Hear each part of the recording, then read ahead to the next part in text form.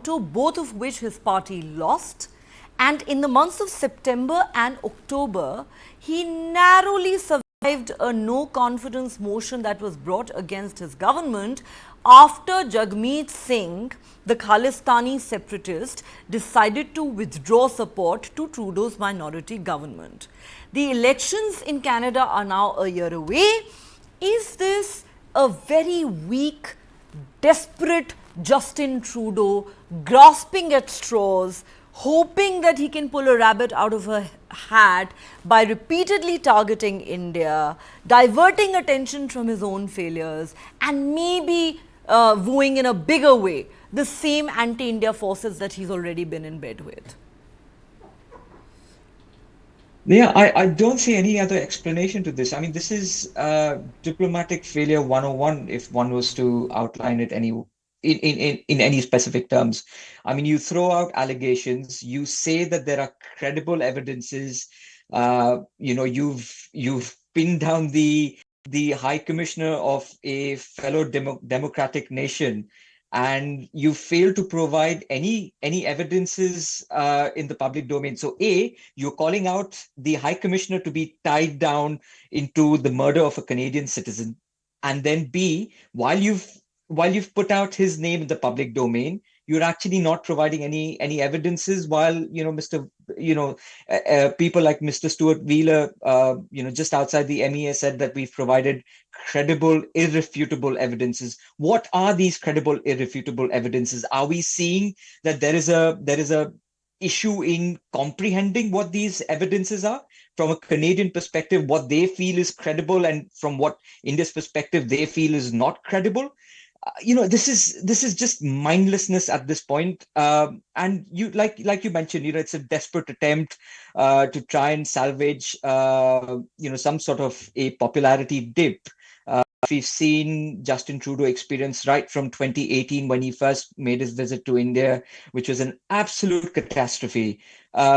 You cannot pander to extremists and thugs and people who advocate criminal gangs. And that's what Justin Trudeau eventually stands for. And that is what has specifically been put out by the MEA, and very rightfully, that, ultimately what Justin Trudeau is doing is advocating for terrorists, for extremists, and for people involved in criminality. And as such, downgrading the relationships is probably one of the most pertinent things to do. Going back to when the Hardeep Singh Nijjar case was happening, Canada actually trumped Pakistan for becoming that one mission in India, which has been called far more greater times than Pakistan. So yes, to say the least, I think Canada is the new Pakistan. Every way that we see, this is how the trajectory is going. But one thing must be raised about this is from a Western journalistic perspective. If they cower down to this and they write down articles basically advocating and endorsing Canada's point of view, we know exactly where that is heading. We need to take into account there are greater powers at play, and Big Brother has also stepped into their game of carrot and stick. And also, I think it becomes very evident that Mr. Poilievre must take account of this. As a responsible opposition leader, he must. It's interesting you talk about him, because he's somebody who's even taken Justin Trudeau to the cleaners on the floor of the Canadian Parliament by saying this is a man who has single-handedly ruined Canada's relationship with India. The question is Justin Trudeau going to be taught a lesson that he remembers in the 2025 Canadian elections? I need to take a quick break here on Global Lens. Don't go anywhere. We'll continue this conversation with our guests on the other side.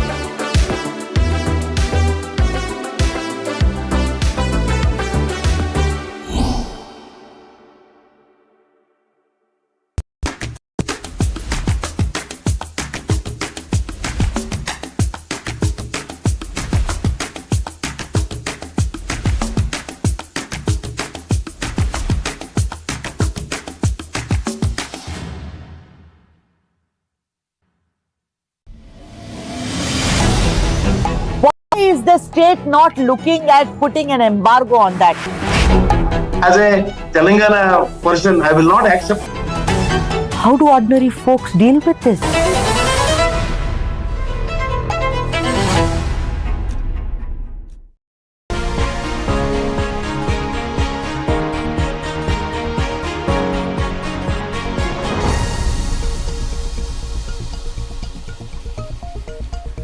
Welcome back. You're watching Global Lens on News9 Live with me, Neha Khanna, and we're discussing the new low that India-Canada ties have hit today, with India withdrawing its High Commissioner to Ottawa, as well as certain other diplomats who are being targeted by the Canadian authorities, who have described these diplomats as persons of interest in connection with the Hardeep Singh Nijjar murder investigation. Remember, Hardeep Singh Nijjar was a Khalistani terrorist who was gunned down in Canada in June last year. Let me go back to my guests at this point. Ambassador Yogesh Gupta, coming back to you.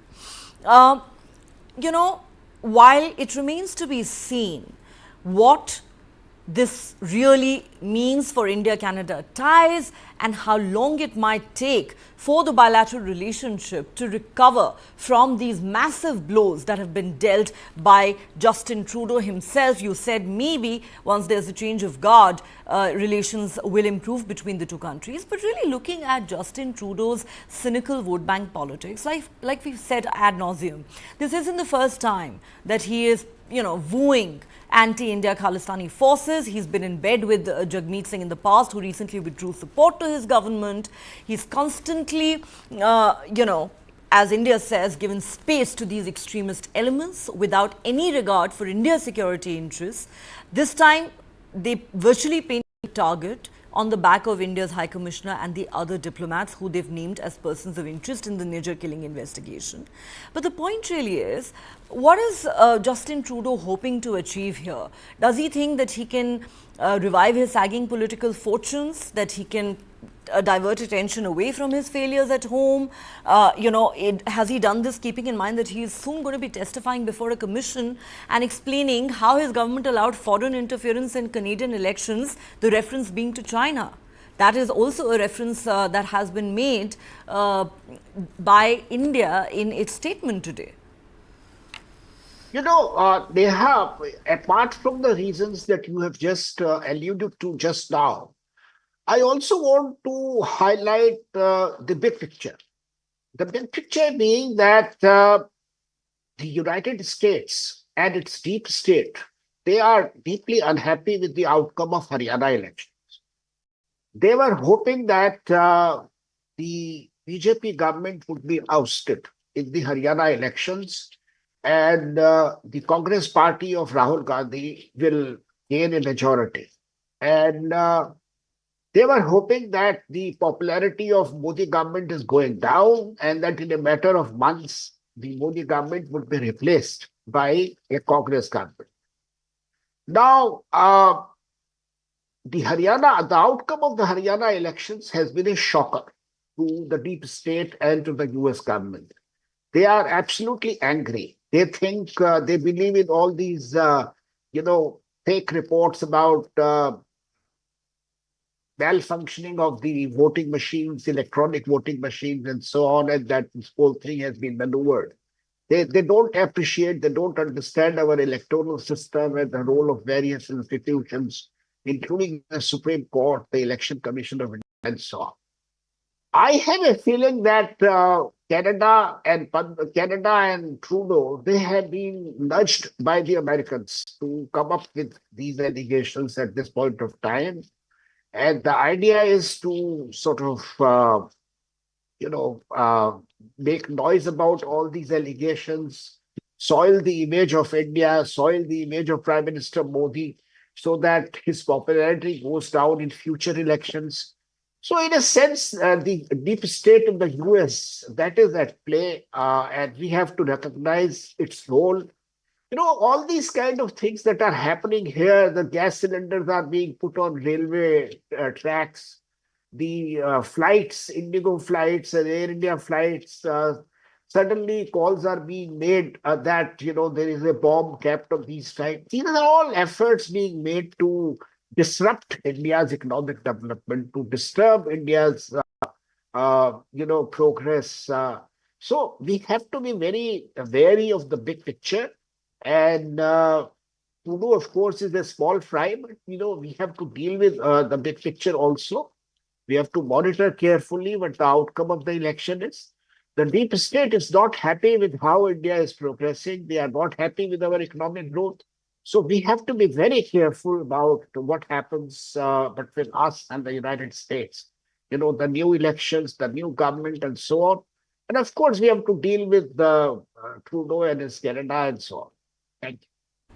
Okay, let me take this to Dr. Vineet Prakash. Dr. Prakash, what is your take on what Ambassador Gupta is saying, that while Justin Trudeau has his cynical vote bank politics considerations, but he is a small fry and there are larger forces at play here, that he has probably done this, at the nudging of the United States, which wants to put India in its place, or at least the deep state in the United States? How do you look at that? Let me put it this way. The establishment in United States definitely believes in what Trudeau is saying. Otherwise, they would not have, for example, invited elements who are associated with Khalistan movement to the White House just before the PM's visit, a day before the PM's visit. So that is one aspect. What it is driven by, that is difficult to say, whether it is the deep state or another way of looking at it in diplomatic language would be leverage. So maybe United States wants to use this as a leverage against India in the various negotiations which are going on between India and US. So that could be one. Definitely, Canada would not go all out the way it is going without consultation with US. I would not say support with US, but definitely they are allies and they do consult with each other. And I think the most of the evidence which Canada is trying to tout against India has been provided by United States. So this is something which we need to keep in mind. Why United States is doing, these are the two reasons which I can think of. And of course, we all know why or how Trudeau stands to benefit because of what he's trying to do. So he stands to gain politically. So all that we know of. But from the United States point of view, that could be one reason. Either they're doing it for leverage, or the other aspect which I can think of is United States always takes it very seriously when any of its citizens are targeted outside US or also, of course, the within United States probably believes that there is some link between these attacks on these Khalistani separatists and, India. However, many experts we've spoken to say that this is typical American strategy of engagement and containment, because the White House meeting that you referred to of Biden administration officials with pro-Khalistani groups happened right on the eve of Prime Minister Narendra Modi's visit to Washington. Therefore, it was the timing was very interesting, and it was probably meant to send out a message to New Delhi that the United States wants to... message that I can think of is creating pressure. So when you're negotiating creating with pressure and trying to have some sort of leverage. So, also engagement and containment, something the US is known to do as a big brother to the whole world. Adit Kothari, your thoughts on what is being discussed by the other panelists. They believe that Justin Trudeau is not in this alone. He listens to Big Brother, the United States, that, most of the so-called evidence or inputs that Justin Trudeau talks about have come from the United States, and that he has essentially done Washington's bidding. How do you look at it, and why does the US keep playing this double game? We did that show, about how White House officials met for the very first time these pro-Khalistan groups just on the eve of Prime Minister Narendra Modi's visit to that country. like you said, this was all about the messaging. It's all about, we've got the carrot and we've got the sticks. So when we say jump, you should only ask how high. And that was the clear messaging that they wanted to provide to India. Obviously, India is not playing, I wouldn't say India's playing hardball, but India's not cowering down to the pressures by the deep state, by the deep state in the United States, or to the other Western partners. We've seen this a number of times where the United States has done this with a number of other countries. With India, they're a bit unsuccessful because even Indians don't understand India so well. When you look at the electoral process, like Ambassador Gupta essentially pointed out, Haryana, everybody thought, the Congress is coming in, and yet, the electoral realities are very different to how you perceive them from a calculation perspective. The voters behave very differently, and they cannot be sort of controlled. They cannot be puppeted around as in other countries. But the one thing that I wanted to point out is, irrespective of whether the United States is applying pressure or Justin Trudeau is acting on the behest of the United States, you have to admit that the diplomatic the way he's gone about dealing with this entire situation is very undiplomatic. It's very unprofessional, to say the least. And it also says that you're very stupid at the end of the day. Like, you have to be really stupid to give out the name of the High Commissioner, and yet for a year and a half provide absolutely no evidence. So now, even if the Washington Post and the other Western journalists, the editorials do come out with pieces, carrying his voice, questions will be raised on the legitimacy of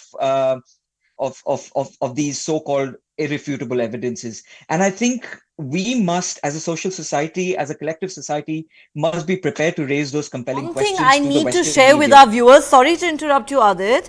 Now, we don't have an independent confirmation of this, but the Washington Post is reporting that Canada has ordered the expulsion of 6 Indian diplomats. They've asked 6 Indian diplomats, including our High Commissioner Sanjay Kumar Verma, to leave the country. So this is getting uglier and uglier. Here, India says we have withdrawn our High Commissioner and the other diplomats who are being targeted by the Canadian authorities. And Canada now seems to be claiming we have expelled 6 diplomats from India, including the High Commissioner. Very quickly, Ambassador Yogesh Gupta, again, tit for tat, a game of one-upmanship. What's happening here? What does this claim even mean? No, this further confirms my sort of view, which I voiced just now, that this whole game is being played at the instance of the United States, and they want to muddy up the waters. And if Canada has decided to, send back our people, then India will take similar action. We will ask the equivalent number and the similarly placed Canadian diplomats to leave. So it is reciprocal. And but the more important thing is that we have to watch carefully how our relationship with both Canada and the United States fares in the coming weeks and months, because United States has a habit of deeply interfering in not only affairs of India but so many other countries. They want the world to sort of be going or doing things at their behest all the time, which obviously we can't, because our interests are very different from theirs. So I think we have to monitor all this very carefully, and we have to wait for the better times to come, after the elections in the United States and Canada. Until then, I think we have to keep our cool and safeguard and protect our interest as best as we can. All right. Clearly, things have got rather ugly between India and Canada. India says we have withdrawn our diplomats, including the High Commissioner. Canada now is claiming they have expelled 6 Indian diplomats, including the High Commissioner. Whichever way you look at it, this is a new low for India-Canada ties. On that note, Ambassador Yogesh Gupta, Dr. Vineet Prakash and Adit Kothari, thanks very much to all 3 of you for joining me on Global Lens tonight. All right, let's now turn our attention to the escalating tensions in the Middle East. In one of the bloodiest attacks on Israel since the 7th of October last year, 4 Israeli soldiers were killed in northern Israel when Hezbollah carried out a drone attack on an army base in central northern Israel. The incident occurred on late Sunday night. The Israel Defense Forces said an unmanned aerial vehicle launched by Hezbollah hit an army base adjacent to Binyamina, a town north of Tel Aviv that lies about 40 miles from the Lebanese border. In addition to the 4 soldiers killed, 7 soldiers suffered severe injuries as well. Israel has never suffered such a huge loss in a single day in the past 1 year since the 7th of October.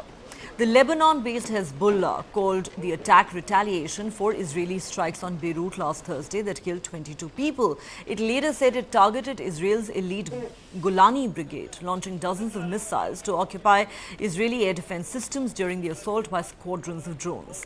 Israel's National Rescue Service said the attack wounded 61 people. With Israel's advanced air defense systems, it's rare for so many people to be injured by drones or missiles. Hezbollah and Israel have traded fire almost daily in the year since the war in Gaza began, and fighting has escalated in the last few weeks. Israeli Defense Minister Yoav Gallant has said they will learn the lessons from Sunday's Hezbollah's drone strike. He has been touring the site where the attack took place, and he said we must investigate it, study the details and implement lessons in a swift and professional manner. We are concentrating significant efforts in developing solutions to address the threat of unmanned aerial vehicle attacks. Meanwhile, in Lebanon, 51 people were killed in Israeli strikes across the country on Sunday. One of the Israeli strikes targeted the town of Aitu in the Zagarta region of northern Lebanon. This would be the first time Israel has targeted the Christian-majority northern region of Lebanon. And in Gaza, Hamas-run authorities say an Israeli attack on a school being used as a shelter killed 22 people, including 15 children. The UN has said this building in Gaza was meant to be used to administer polio vaccines to children.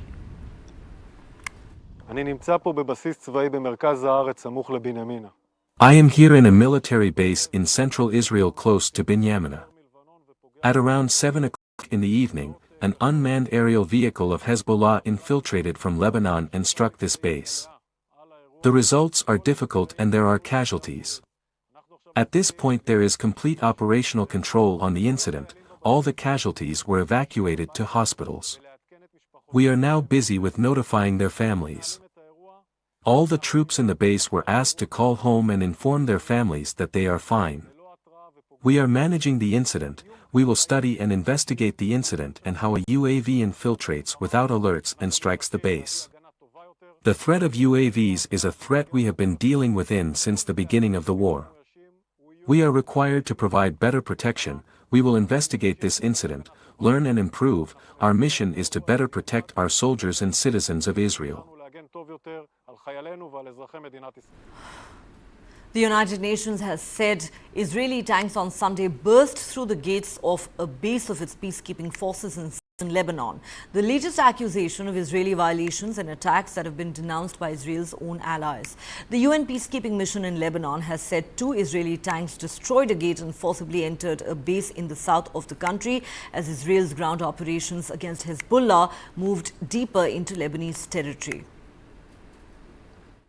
Mr. Secretary General, get the UNIFIL forces out of harm's way. It should be done right now, immediately. Israeli Prime Minister Benjamin Netanyahu on Sunday called on the United Nations to pull its peacekeeping forces, a mission called UNIFIL, back from combat areas in Lebanon. The UN peacekeeping mission is facing new pressure as Israeli forces ramp up air and ground operations against Iranian-backed Hezbollah fighters who have fired rockets and artillery into northern Israel for more than a year. Israel has claimed Hezbollah fighters operate close to UNIFIL bases, using the peacekeeping force as human shields. Hezbollah has denied those accusations. The UN has accused Israel of harassing and threatening their forces in recent days. And on Sunday, the world body claimed Israeli tanks had burst through the gates of a UNIFIL base. Netanyahu apologized for the harm done to UNIFIL and said the safest thing for the peacekeeping force was to withdraw. But the potential harm to the international mission has prompted criticism of Israel from some of its allies.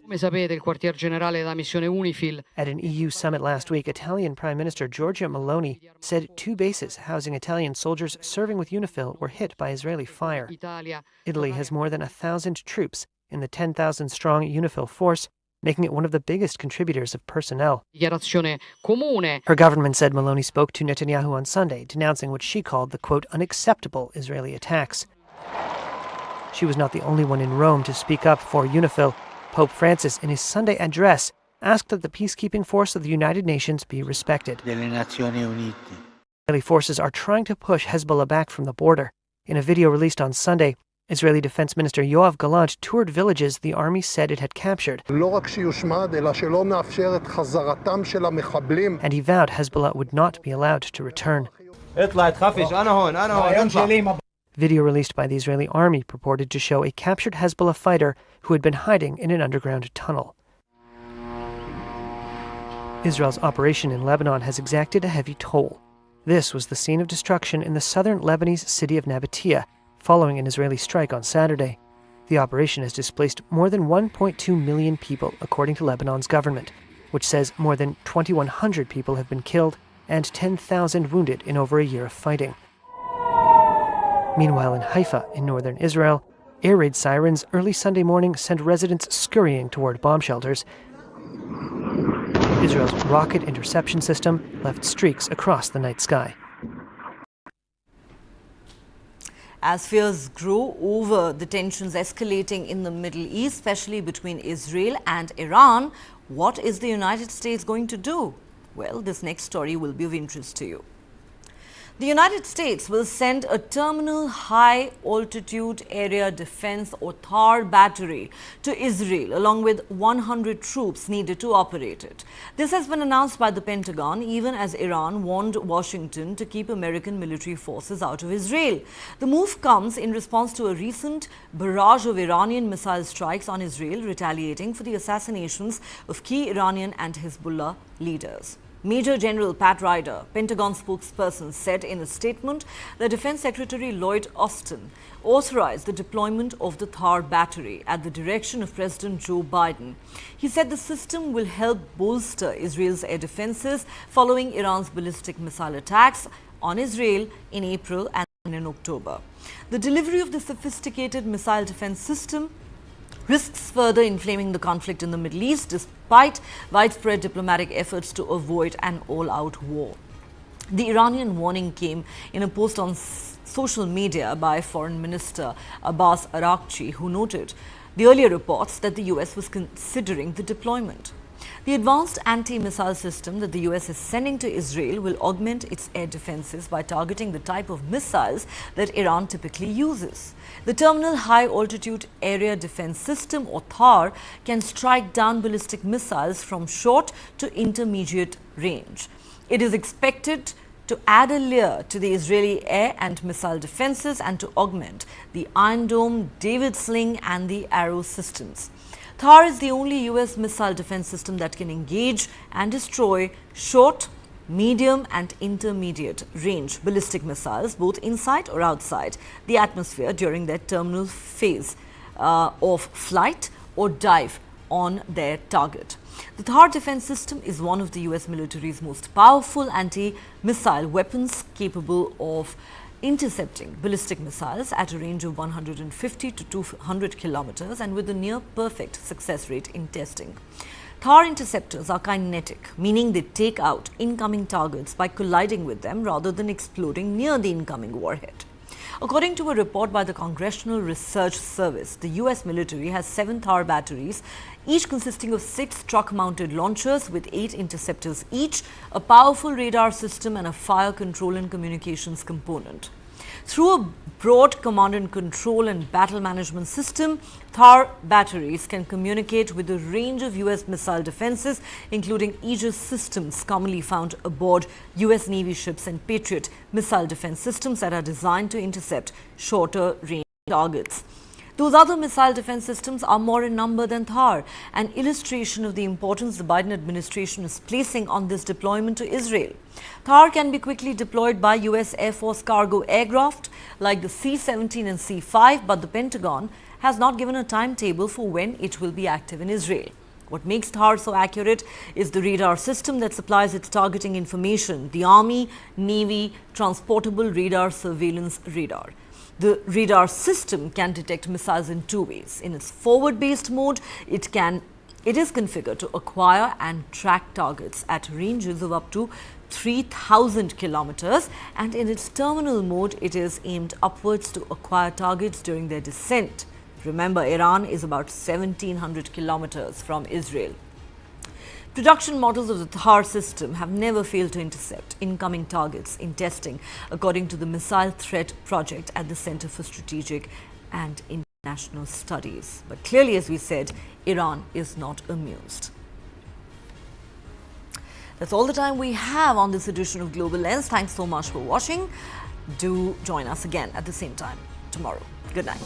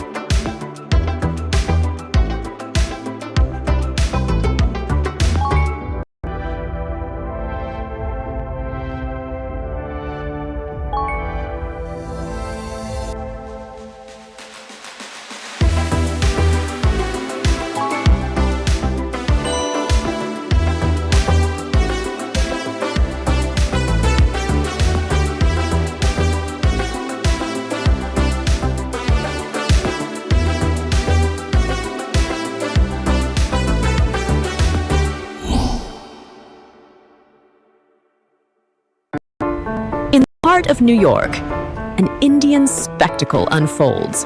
Step into the world of the elite saga, featuring influential Indians who've rocked the globe. From culinary geniuses, this has been nothing less than a dream, to the wisdom of sages. And which is why success can never be spelt without you. Discover the stories behind the stars. Experience the magic behind the scenes at the first Indian event at the Statue of Liberty. Watch the Elite Saga streaming only on News9 Plus. Download now.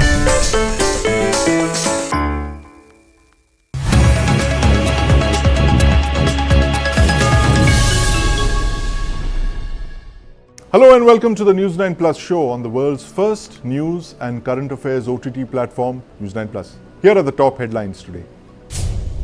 Security has been increased at actor Salman Khan's house after politician Baba Siddique was allegedly shot dead by the Lawrence Bishnoi gang. Meanwhile, the Mumbai police said the third accused in the case has been apprehended from Pune. 3 international flights, 2 operated by Indigo and a third by Air India, received fake bomb threats on the 14th of October. The hoax calls disrupted outbound international flight operations from Mumbai airport. Checks were initiated for all 3 planes. The Bureau of Civil Aviation Security is closely monitoring the situation.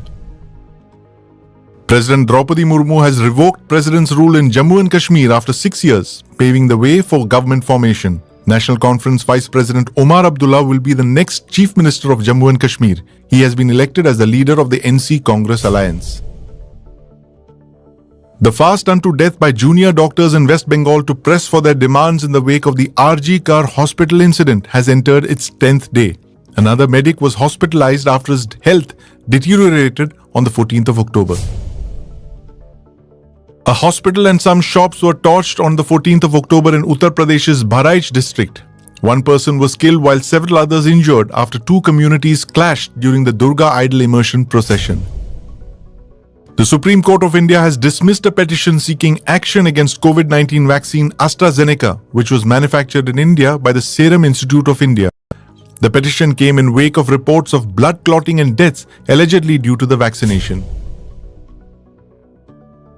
Hyundai India will start taking orders for its $3.3 billion initial public offering in Mumbai. It will be the country's largest share offering and the world's second biggest IPO this year. The company's South Korean parent will sell up to 17.5% of its stake in the wholly owned unit. The US says it will deploy the Terminal High Altitude Anti-Missile System in Israel to help bolster its air defenses after a missile attack from Iran earlier this month. Iran launched 180 ballistic missiles towards Israel on the 1st of October. China's military has started a new round of war games with ships and aircraft near Taiwan. The exercises are a stern warning to the separatist acts of Taiwan Independence Forces, said Captain Li Shi, spokesman for the Chinese military's East Theatre Command. India's maximum city, Mumbai, has had a criminal underworld for over half a century. First, in the 1970s and 80s, it had resident dons like Haji Mastan, Karim Lala, Vardarajan Mudaliar and Arun Gavli. Then, in the 90s and early 2000s, it had the non-resident dons like Dawood Ibrahim, Chota Shakil, Abu Salim and Chota Rajan. Sensational killings, extortion calls and police encounters were all par for the course in the Mumbai of the 1990s and early 2000s. But then over the last 10 years, there was a lull. The underworld went underground. Many gang lords like Chota Rajan and Abu Salim were brought to justice. Now the only ones who got away were Karachi-based gangster Dawood Ibrahim and his lieutenant Chota Shakil, the so-called D Company, because they were protected by the Pakistan Army's ISI in Pakistan. But in 2024, there's an interesting new trend. The gangs are back in Mumbai. On the 12th of October, shooters gunned down former Maharashtra minister and three-time MLA Baba Siddique in Bandra. But here's the thing. The gangster believed to have ordered Siddique's killing is Lawrence Bishnoi, a gangster from Punjab. And bizarrely, Bishnoi is in a prison in Gujarat awaiting trial. The questions we are asking on the News9 Plus show tonight are: number one, the motive. What could be the possible reason for a gangster from Punjab to kill a Mumbai politician? Question number two, if Bishnoi is in jail in Gujarat, who runs his gang? Question number three, why is Bishnoi after superstar Salman Khan? He's targeted him in the past. Question number four, more importantly, why is Lawrence Bishnoi operating in Mumbai? And finally, question number five, will this sensational assassination of Baba Siddique see a territorial war between the D Company, Dawood Ibrahim's gang, and Lawrence Bishnoi?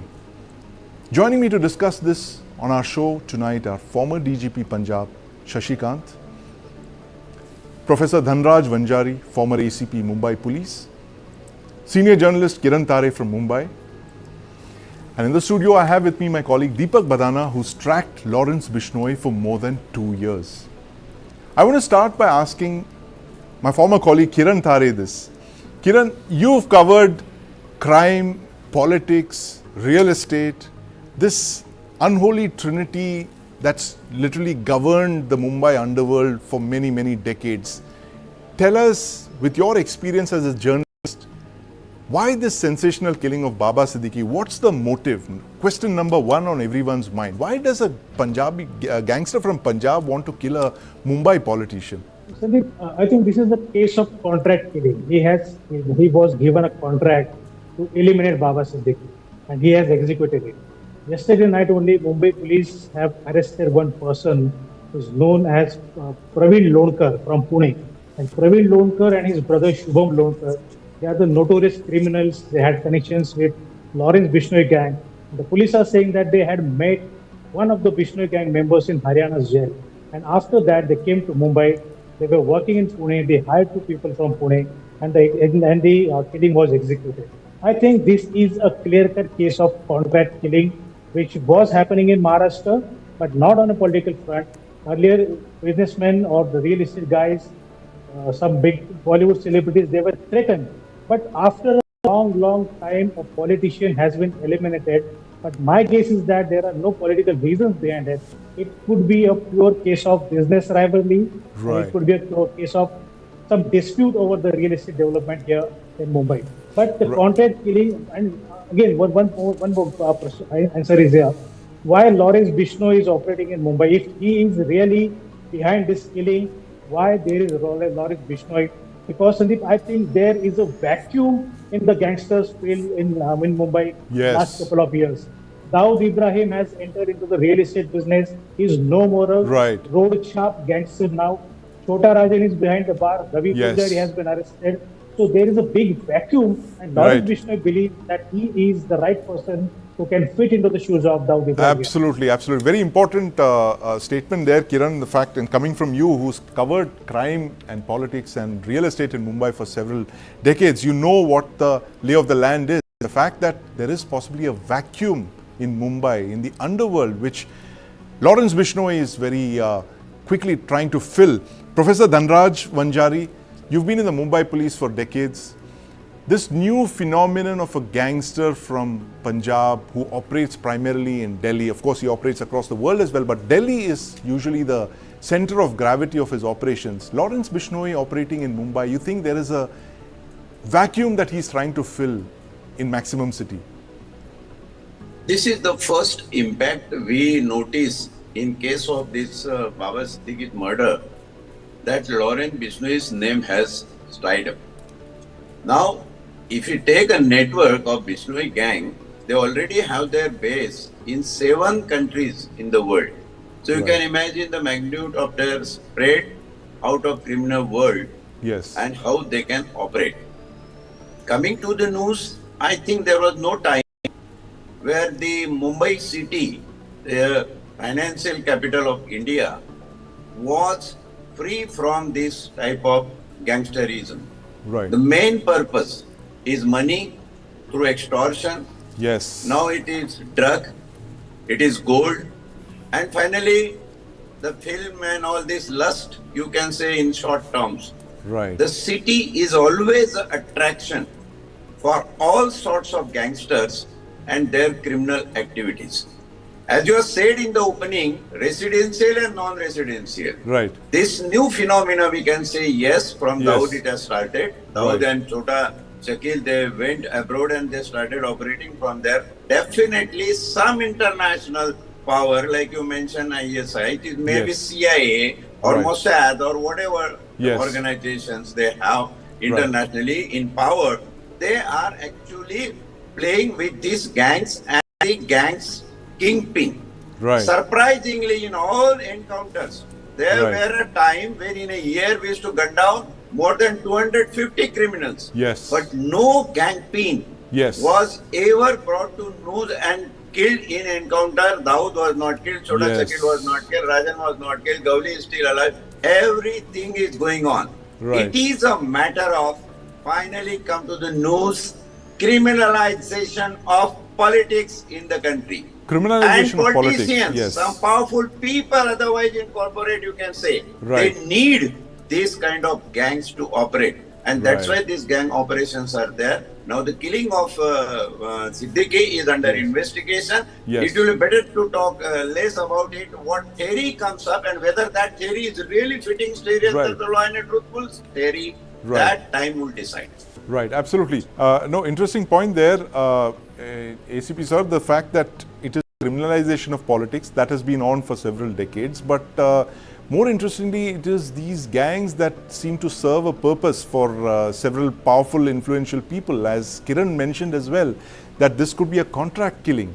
And this was a contract that was picked up by Lawrence Bishnoi's gang, which seems to be all the flavor of the last couple of years. But I want to bring in my colleague, Deepak Badana, who's been studying the Lawrence Bishnoi gang for the last 2.5 years. Deepak, tell us this very unique phenomenon of a gang, the Lawrence Bishnoi crime syndicate, where the crime lord, the gang boss is sitting in prison in Gujarat in a maximum security prison. He's moved from Tihar to Sabarmati prison in Gujarat, and he seems to be controlling this massive intercontinental network of shooters and gangsters. And how does this gang really operate? Tell us. So from its origins, right, it wasn't always a gang. It was actually called the Lawrence Group. Right, it was a student outfit. Student political outfit, yes, based out of Punjab University in Chandigarh, DAV College famously. Right. It's once they became infamous Yes. for their violent behavior and for the criminal cases against them, Yes. that the media attached the terms gangsters and gang Right. with them. Now coming to the organization, these aren't your classical organized crime groups or syndicates. Right. In fact, the word syndicate is a very glorified term for that. Right. Their structures aren't crystallized. In fact, it is largely amorphous, in the sense that there isn't a strict hierarchy. Right. So it's small Loose modules which are affiliations, attached. yes. If you look at the people who are involved in the present killing, Yes. all of these people, while they may have connections to the Lawrence Group, Right. all they got was an order on a telephone. They met Yes. somebody and they got a gun with a courier. Right. These aren't people who are core members of the group. Right. So this is something that has yet to come out. How has Lawrence Bishnoi actually done it? Right. And the question still stands. How has has he done actually it? done it? Indeed. And Kiran, you also track this story of this very bizarre revenge fest that Lawrence Bishnoi had triggered off over 2 years back when he started targeting Salman Khan. He sent his shooters, you've tracked that story where the shooters positioned themselves outside Salman Khan's farmhouse in Alibag. They were researching when he would arrive there, the kind of vehicle he would be in. So it was very meticulous, and he wanted to target Salman Khan. Do you believe that this was more out of the Black Buck case, a fallout of that, or was it just Lawrence Bishnoi trying to make a point, telling the film industry, as Professor Vanjari said, that telling the film industry and the real estate and the other dons of Mumbai that he's the new act in town? Of course, Sanjay, this is the more possibility that he is trying to ascertain himself that yes, I have arrived and I'm ready to fill up that space. And Right. what kind of planning he had done? Right. He had raided in a farmhouse of Salman Khan Yes. in Panvel. He had sent two people posing as journalists who Right. were moving around his farmhouse. Then two bike-bound people came, opened Yes. the fire outside Salman's house in Bangkok. Right. So all these things point towards one person and one modus operandi of that person. Right. He's trying to send a message that yes, I am here and I am there to take care of the sentiments against the people's those who are violating the people's sentiments. The Facebook post which this person is one of the accused, he has posted Yes. yesterday. He had clearly said that Salman Khan is an anti-social element. Right. He had killed a black buck. And Yes. that is why we are taking a revenge, because he is against the society, he is against the people. Right. Message is very clear. He is targeting a superstar, he is targeting a big actor, a Yes. rich person. And out of that, he may have tried to extort some money as well. Right. Money angle hasn't come out yet. Yes. But my guess is that he must have taken some money, and he has now taken one step forward by killing a person, sending out a message that a Yes. person who has been provided a Y category security could be eliminated in the middle of the road in Mumbai. Yes. That is how Lawrence Bishnoi has tried to send out a very powerful message Yes. that I will eliminate, I can do anything if somebody comes in my mind. In Right, my brain. absolutely. Sending out a message. Lawrence Bishnoi sending out a message. Professor Vanjari, you've analyzed gangs in your career in the Mumbai police. Tell us how the psyche usually functions, because it's been a while. We've had a lull in the underworld activities in over a decade, and there's a lot of people out there who might not know how the gangs used to operate in the Mumbai of the 1990s and the 2000s, where, the bhai would give a call and his contract killers would land up at your doorstep, either shoot at you if you were unlucky, or if you're lucky, they would just fire in the air. Tell us how this whole climate of fear is created by the gangs like Bishnoi, and how people actually start paying up. This whole cycle, it's not a very Indian phenomenon, not a Mumbai phenomenon, it's a global phenomenon. That's how mafias operate in the United States or in Japan or in Europe even. But give us an idea how you see this playing out now. Do you see a larger number of people now willing to pay extortion callers when those calls start coming? How does this play out? Actually, you are rightly said that these gangs, they have their operation phenomena. Basically, gangs are getting into birth and coming into existence out of certain socio-economic factors. Right. If you see the Karim Lala's gang and Yes. Rashid Arba and Haji Mastan, all these things, the reasons were that. And basically, once they come up, they require their own kingdom, Right. which can be protected. Now, if you see and read, must be known all over the world, the story of Godfather. Yes. The Don Corleone has the same history and similar principles even still apply to the gangs operation Right. in India and anywhere in the world. Right. Now, as they require protection, where they go, they either go to some religious leader or a politician. As very evidently, it was Balasaheb Thackeray who had said that as against Dawood, we have Arun Gavli, our Yes. Hindu Don. This Yes. is first time in the history, I think, some Yes. religion was connected with the gangs. Now these politicians need these gangsters for what? Setting their score across. Right, In right. politics, there Yeah. are so many scores being set across, and that's why they are doing it. In Mumbai police, there was an attempt that why these gangsters, why not to create the gangs within administration itself. And if you see the fate of Badlapur incident, if you see Porsche accident in Pune, all machinery has been working for certain illicit purpose. Some doctors are changing samples, some forensic results are managed, and all these things going on.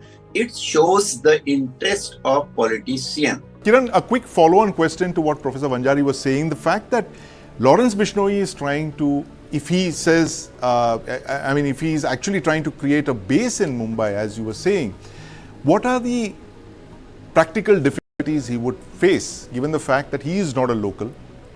His shooters are not locals. They're all from outside. They're from Delhi, they're from UP, all of these things. So how difficult will it be for an external gangster to strike roots in Mumbai?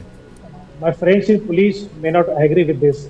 But Siddique, everybody knows that if you want to set a foot in Mumbai, Yeah. in the gangs, in the criminal world, you must have a patronage from the police department. That is the sad but the bitter truth in Mumbai.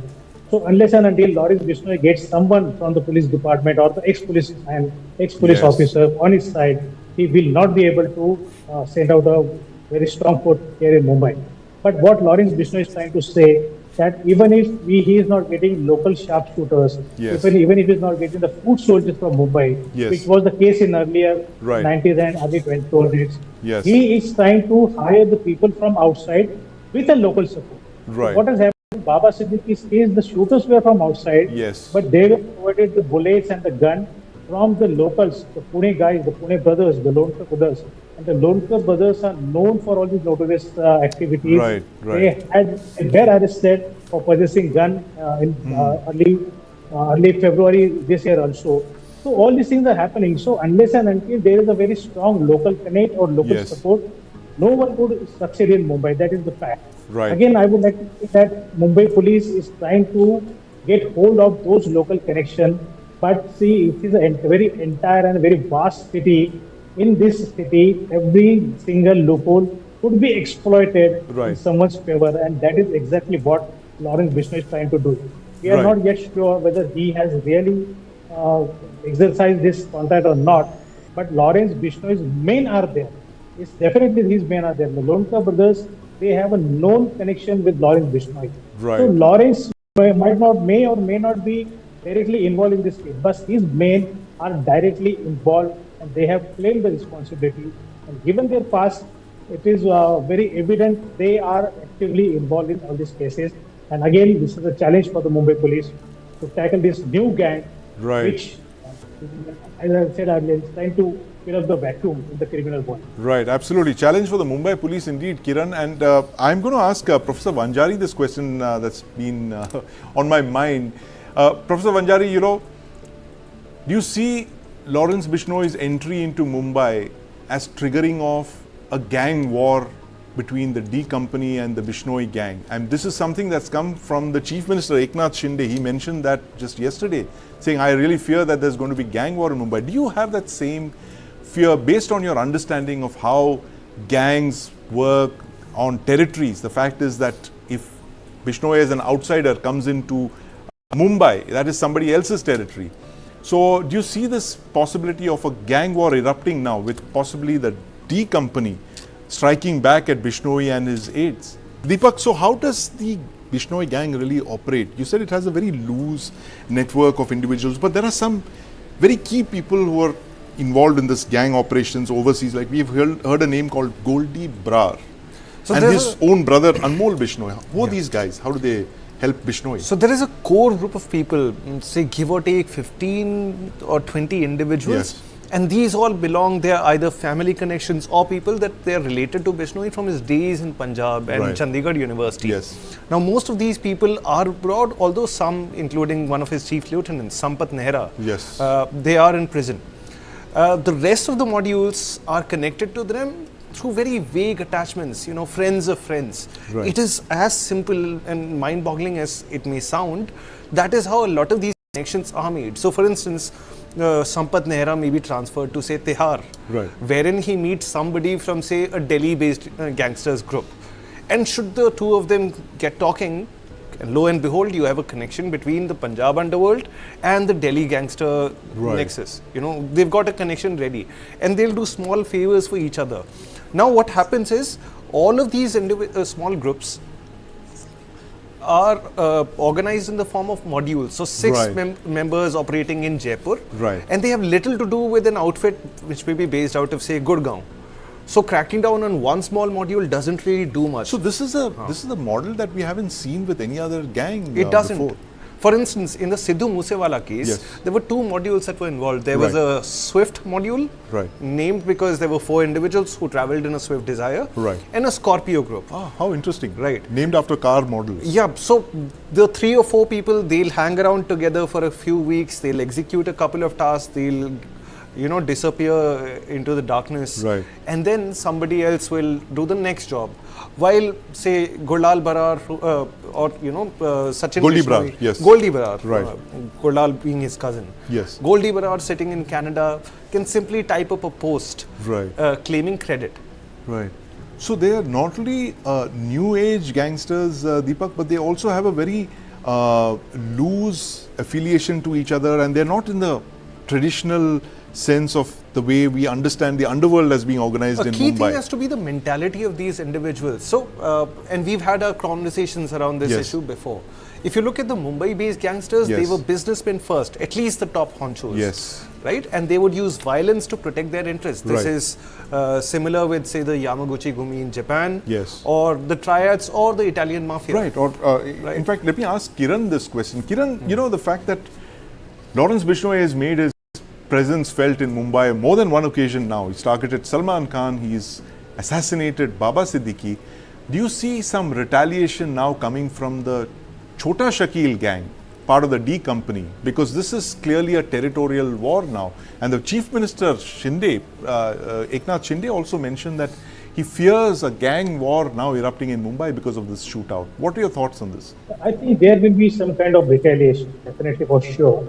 But we also should not forget that Lawrence Bishnoi was also involved in the Mahadev app scam, and he had good connection to Saurabh Chandrakar. And also now Saurabh Chandrakar has been arrested. He will be deported soon, and he is based in Dubai. So Dubai, Mumbai, and Karachi, this is a triangle, and I think there will be some kind of retaliation, whether it could be in form of money extortion or whether it could be in form of killing and violence. Lawrence is in the prison, so nobody can harm him. We can assume that he is safe in the prison. Yes. But his men are out. His men are roaming in Pune and Mumbai, and a very small place like Akola and Amravati. There is a village called as Anjangaon Surji in Amravati district. And they are based there. So in a tiny village, gangsters are producing. This is very alarming, and I think there could be retaliation. Maharashtra elections are just round the corner. So Maharashtra's political atmosphere is going to charge up with all these shootings and counter allegations and all things. I think there will be definitely a reaction and a very strong counter reaction as well. Right, absolutely. A very strong reaction and counter reaction. You heard it from journalists who have been tracking Lawrence Bishnoi and this sensational assassination of Baba Siddique in Mumbai very recently. But thank you very much, Professor Vanjari, Kiran Thare, and of course my colleague Deepak Badana for telling us more about the Lawrence Bishnoi syndicate and their plans to expand into Mumbai.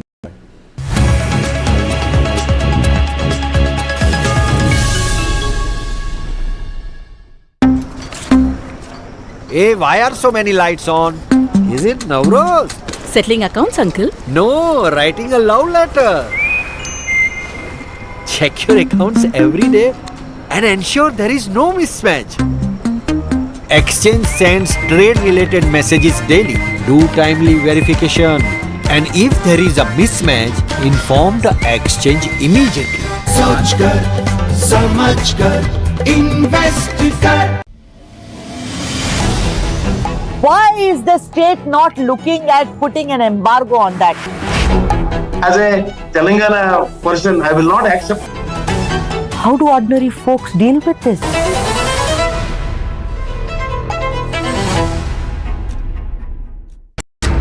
How to fulfill that promise?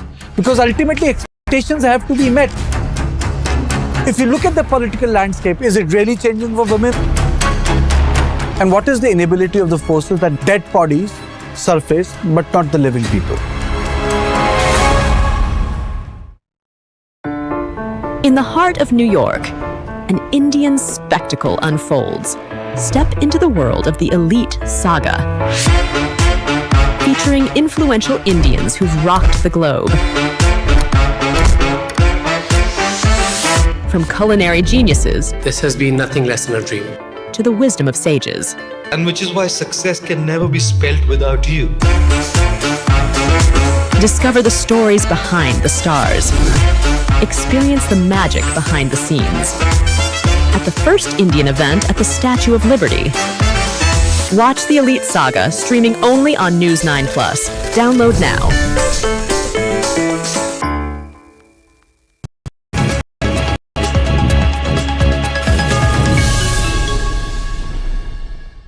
Israel leads the world in offensive cyber warfare.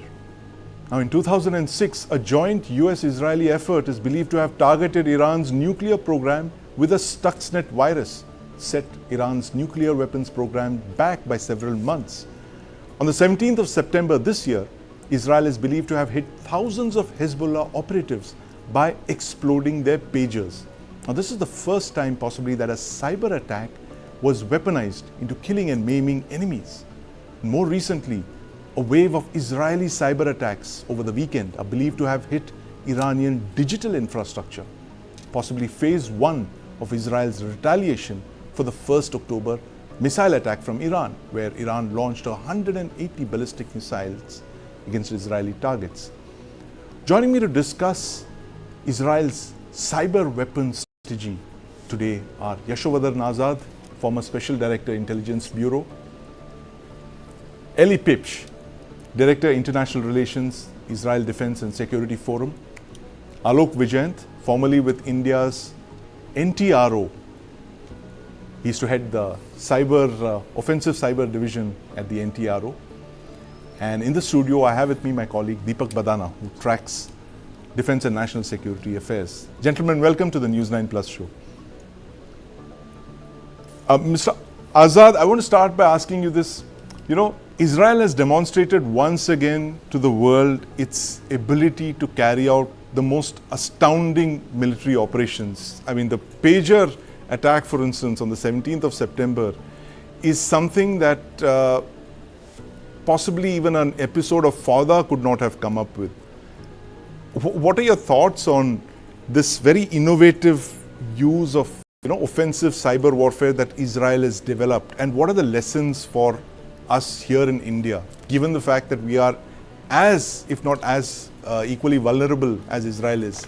You know, I would say that this is one of the most brilliantly conceived operation by Israel. And the pager blasts and so many, there are so many details. Yes. That particular kind of attack, you know, how a message, encrypted message goes and how you hold your pager with both hands. So that's why I would say that this is something which is one of the neatly executed operation, which is extremely successful. It definitely has a tremendous impact already. Because, you know, in places like Iran, they have banned the use of pagers and walkie-talkies on the flights. So in that respect, I would say it was one of the finest. There are so many other details which we need to learn from that. You know, how the whole plan, how the whole manufacturing was outsourced to Hungary, how the entire thing was developed by the Mossad within Israel, assembled, the escape by the the X-rays of that particular stuff which was put inside and how it was booby-trapped. So I would say this is the way to go. But if you're talking about the cyber attacks now, I would say this attack is definitely more deadly than the missile attack which was launched by Iran, and against which the defense minister had made a statement, mind you, that our attack is going to be more lethal and more precise. And I think nothing could, describe it better, because you look at the lines of communication, the transport, the government agencies, most of this have been paralyzed. The extent of the damage we don't know, but I would say this has all the makings of that Stuxnet's operation, which was again designed by the US and the Israel to weaken Iran's nuclear capability. Once again, I would say this is certainly more lethal and powerful than the missile attacks, and it's good that the Israel didn't go for those missile attacks, because it would create a lot of collateral damage too. Right. Interesting observations there, Mr. Azad. I'm going to ask Eli this question. Eli, your defense minister said that the Israeli attack is going to be more lethal and more precise. Mr. Gallant said that. Do we believe that the cyber attack, we are still trying to understand what the dimensions of this attack on Iran over the weekend are indeed? Do we have reason to believe that this is like a Stuxnet part 2? What do we know about this attack on Iran over the weekend? Well, that's kind of the beauty, that there is very limited general knowledge. There's a lot of expectation, there's a lot of thought, a lot of discussion about what happened. Frankly, Israel hasn't taken credit or hasn't owned responsibility for what happened, what's happening. And I think that is exactly what Minister Gallant was trying to suggest, was that we haven't even scratched the surface of what Israel's capabilities are. And already, Iran is suffering, as my colleague on the panel was saying earlier, about some of the different ways how it's hampered their communication. It has also led to the point where Iranians are questioning each other's allegiance. They're trying to figure out where are the breaks. That is having a tremendous impact as well. The impact of these kinds of attacks, some are self-made, some may be sabotage, some are done outside. Could have been done by Israel, could have been done by other allies. You know, Iran has a lot of enemies, not just Israel. There is a clear recognition right now that Iran is not nearly as strong as it's projected to the world, and that attracts a certain amount of potential attacks as people are plotting for additional vulnerabilities. I expect we'll see more of that in the coming days. Absolutely. We will see more of that in the coming days. You know, Mr. Azad, I was in Israel a fortnight ago, and I was speaking to someone, a restaurateur from northern Israel, and he told me that, on the 7th of October last year, it was a black day for Israel because they had been caught napping by what happened, the savagery of Hamas's attack. But on the 17th of September, what Israeli intelligence agencies did restored the confidence of the public in the ability to attack and strike and, strike fear into the hearts of their enemies. He said that, look, we're living at a time when Hezbollah is even afraid to go to the toilet now because they're worried about things exploding. What is the lesson for us here in India, given the fact that we are an IT superpower, but our spends on offensive cyber warfare seem to be very meager in comparison, and we haven't pulled off operations of this kind before. What lessons could the Indian agencies be imbibing from what's actually going on in West Asia right now? No, I certainly appreciate the concerns expressed that why we are not being so organized as it were. But things have improved considerably as far as our cyber capability is concerned now. And there are many of the operations which are being conducted which cannot be told here, as my NTRO colleague will also agree. But there is one thing, of course, which is true, that there has to be more coordination, there has to be more streamlining of the, like in Israel. Israel has this IDF unit, I think it's 8200, which is extremely capable. And the most important thing we can see here as an important point mentioned also by my previous panelist was that that perception of that Iran is not that strong as it were. In terms of, if you see the cyber capability, Israel is one of the superpowers. So there is no comparison. You see the attacks which are coming against us by some of the Chinese hackers which have been employed by the Chinese PLA. But in terms of an organized cyber capability, yes, we have to do a lot of coordination. That I totally agree. And because that is going to be the future of warfare, and very, very effectively demonstrated. In fact, I would say this much even, that the Israel attack on Iran has proven that the cyber attack is the next world's weapon for warfare. Right, absolutely. Very important observation, Mr. Azad, the fact that it could be the next generation of warfare. In fact, we've seen a cyber attack, Deepak, being converted into a kinetic attack. I think that was the biggest takeaway from the from the pager operation. But I want to ask Alok Vijayan this. Alok, I've heard numerous lectures of yours. You were a member of NTRO at the very cutting edge of cyber operations, offensive cyber operations, without giving any operations away or spilling any national secrets. Tell us this point that Mr. Azad made of the need for organized cyber capabilities. When you're looking at India, a country that is so huge, we have tens of thousands of IT engineers, software professionals, ethical hackers, all of this. How do you bring them all together under one umbrella to coordinate them better, to organize them better for the kind of challenges that we are facing in the world today? Yeah, in fact, it's a very nice question that you asked. It's not that we have not done anything so far as offensive cyber is concerned. We have gone quite ahead. We have done a lot of good stuffs. As Mr. Azad also said, being in the helm of affairs at the national security, Mr. Azad is privy to a lot of things, and so am I. So it's not that we have not done anything. But, when such kind of an operation at the global level, when it takes place, there's a lot of learning for us, to take forward and maybe to imbibe in our own strategies, some kind of things. So Israelis' response to Iran's activities, it's an excellent example of a hybridized warfare. Right. As you rightly said, that this was the first time when a cyber attack has got added on with the kinetic strikes and so on. So, in fact, we saw a very unique combination of the abilities in the electromagnetic spectrum, the cyber warfare, the supply chain, affecting the supply chain through influence operations, kinetic strikes, and as well as simultaneously information operations going side by side.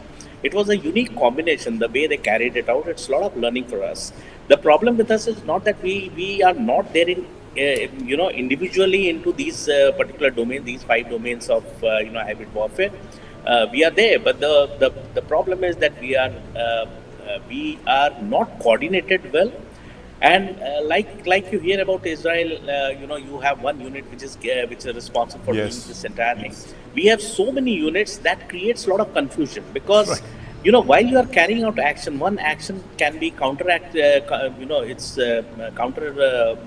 to an action taken by the other agencies and so on. So there is a definite need of actually an agency which has got executive responsibility as well as under its forefold, it has got the entire the technical team working under it, so that it is all coordinated at one location. It should not be in silos where because in hybridized form of warfare you cannot you have to have the right timing for doing certain things. So if anything comes on the cyber side front of it, the information operations has to go side by side. The kinetic strikes have to be synchronized with the entire these aspects together. So there has to be one agency which does it.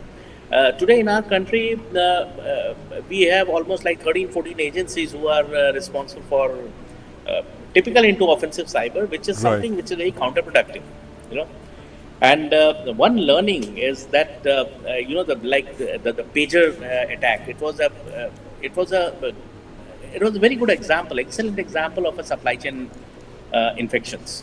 Right. So how do you actually control the supply chains? What is that, the one weak point where you can actually use it for your strategic advantage? That is something very, very interesting to actually observe what Israel has done it. In fact, Israel always leads us in security domain through their own examples, and so they have done it this time also. But only catch here is that this game of asymmetry is all about innovations and out-of-the-box ideas, and these ideas play because somebody in Israel would have got an idea. Okay, let's go back to the pager.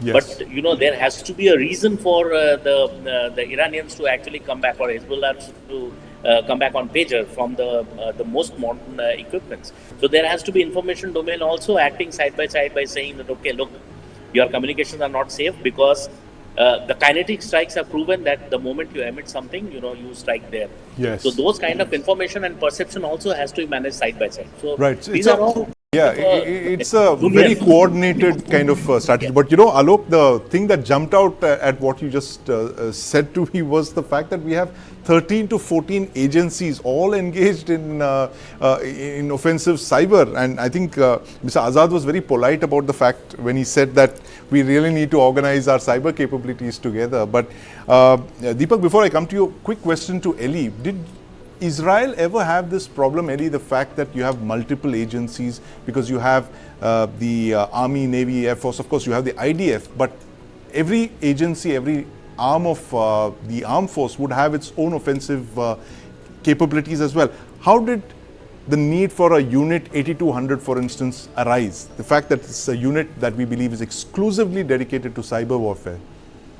When people always ask Israel, or Israelis or the IDF, why is IDF so effective? Why is it so successful? What's the secret sauce?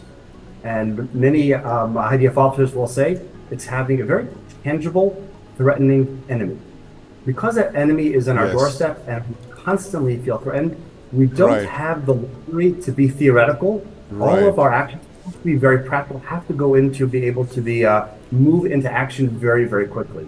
So I'm sure there certainly is, any entity like a military has a certain amount of bureaucracy, but we've been enabled to remove some of the fat that kind of get in the way because we have to move into action relatively quickly. Right, absolutely. A cold start approach, Deepak, as Eli was telling us, the tangible threatening enemy drives you to create quick responses. And while Israel has had its intelligence failures in the past, it's come back spectacularly, like they did on the 17th of September with the pager attacks. And of course, this new attack in Iran that we still don't know the full contours of, but seems to be lethal and precise, as Defense Minister Gallant is saying. But quick thoughts on this, Deepak? I think the one question that arises, again and again is how safe are we? So one of the critical things about the attack on 17th September was the conversion from, say, cyber warfare to kinetic. Yes. Now in a time when we are surrounded by the Internet of Things, where your refrigerator, your door lock, your lamps, the speakers, every single thing is connected with the Internet. What are the possibilities of similar conversions happening, in devices that surround us every day? Absolutely. It's the watch on your wrist, it's the phone in your pocket.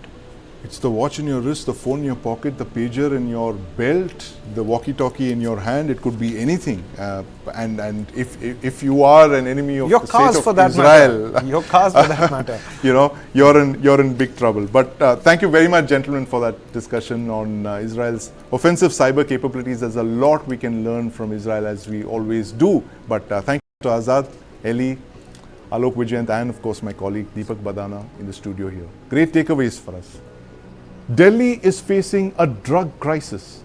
Only recently, a staggering 200 kgs of cocaine worth 2,000 crore hidden in snack packets in the Ramesh Nagar area were discovered.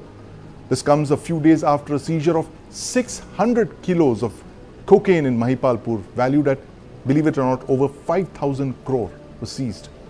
Now, last year, Delhi police, along with the Narcotics Control Bureau, seized over 5 tons of narcotics like heroin, opium, and large quantities of synthetic drugs like meth and ecstasy. These busts point to an alarming rise in both drug trafficking and consumption across Delhi. But why is this happening? Why is Delhi awash with drugs? News9 Plus decodes. Delhi is facing a drug crisis. Only recently, a staggering 200 kgs of cocaine worth some 2,000 crore rupees, hidden in small packets of snacks, was found in the Ramesh Nagar area. This came just days after a seizure of 600 kgs of drugs in Mahipalpur. This was valued at 5,620 crore rupees. In 2023, the Delhi police, along with the Narcotics Control Bureau, seized over 5,300 kgs of narcotics, including heroin, opium, and large quantities of synthetic drugs such as methamphetamines and ecstasy. These busts point to an alarming rise in both drug trafficking and consumption across the city. But why is this happening? Why is Delhi awash with drugs? News9 Plus decodes. Let's begin with who is addicted to drugs. The demographics of drug use in New Delhi are shifting in both scale and scope. Traditionally, drug consumption was seen in isolated pockets, among street dwellers, daily wage workers, or the urban poor. But recent data from the National Drug Dependence Treatment Center indicates a broadening user base. A study conducted in 2023 found that nearly 1.3% of Delhi's population, approximately 200,000 individuals, regularly use illicit drugs.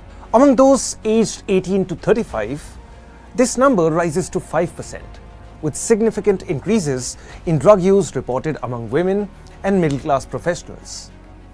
Another troubling trend is the rise of synthetic drugs. While cannabis and heroin remain the most abused substances in the city, the availability of synthetic opioids like tramadol and methadone, or MD, has skyrocketed. Synthetic drugs, which are easier to transport and produce, now account for nearly 40% of the total drug seizures in the region. This rise in availability has also made drugs cheaper and more accessible, particularly among college students and young professionals. But where are these drugs coming from? Behind Delhi's drug menace are some incredibly well-organized drug cartels. Recent investigations by the NCB reveal that many of these cartels have deep-rooted connections with international narcotic syndicates. The drugs flowing into New Delhi often originate from Afghanistan's Golden Crescent, with heroin being smuggled into India through Pakistan and synthetic drugs entering via Southeast Asia. The cartels have adapted to evade detection using innovative smuggling techniques. Drugs are hidden in shipments of legal goods like spices, textiles, or electronic equipment. High-profile raids have uncovered drugs smuggled in false-bottom suitcases, food packages, and even personal care items. Digital platforms, encrypted messaging services, and the dark web are increasingly being used to coordinate deals and payments. Law enforcement, however, is ramping up its response. In 2023 alone, Delhi police registered some 1,600 cases under the Narcotics, Drug and Psychotropic Substances Act, with more than 2,000 individuals arrested. The NCB has also increased collaboration with international agencies like the United Nations Office on Drugs and Crime to monitor and intercept drug shipments entering into the country. But is there something we're missing? Why is this happening? India, which was once primarily a transit point on international smuggling routes, is rapidly becoming a major consumer of narcotics. Rapid urbanization and rising incomes have led to increased demand for recreational drugs, particularly among the young and affluent. Simultaneously, mental health issues, stress, and a lack of awareness about the dangers of drug abuse have contributed to rising addiction rates. New Delhi reflects this broader regional trend. As India's drug market expands, drug cartels have found a lucrative and growing consumer base. After over 4 decades, the main accused in the 1984 Pulbangash killings of Sikhs in Delhi, Jagdish Tytler, is being tried in a court of law. Now he's over 80 years old. The trial is over 4 decades after this incident happened. Why does it take so long for the trial to begin? What came in the way of justice? How did the government try to cover up and protect its leaders like Tytler time and time again? How did various committees act? A veteran journalist and an author, Manoj Mehta, who during his time as a journalist wrote extensively on various cover-ups during this entire period, exposes all. Catch him as he tells us about his investigations into the 1984 riots cover-up. Catch Expose with Manoj Mehta dropping on the News9 Plus app today. And thank you for watching the News9 Plus show. I'm Manoj Mehta, a journalist who co-authored a book titled When a Tree Shook Delhi, the 1984 Carnage and its Aftermath. I have written extensively on the cover-up of political complicity in the mass violence targeting Sikhs in the wake of Indira Gandhi's assassination.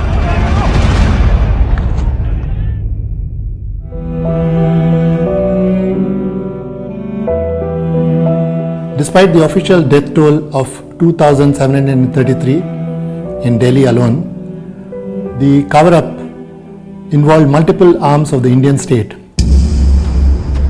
police, CBI, judicial and administrative inquiries, and even courts.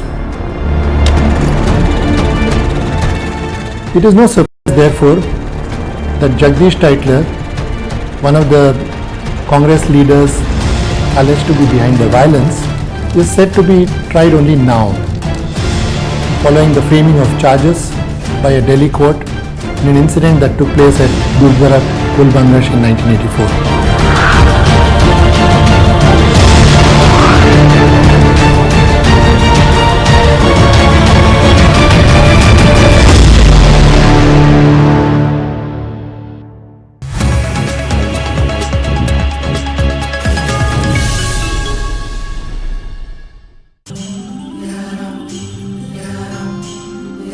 Let yourself flow with the turn of each tide. Salty winds, you sweeten your ride. Maharashtra, it's a hit. Maharashtra tourism.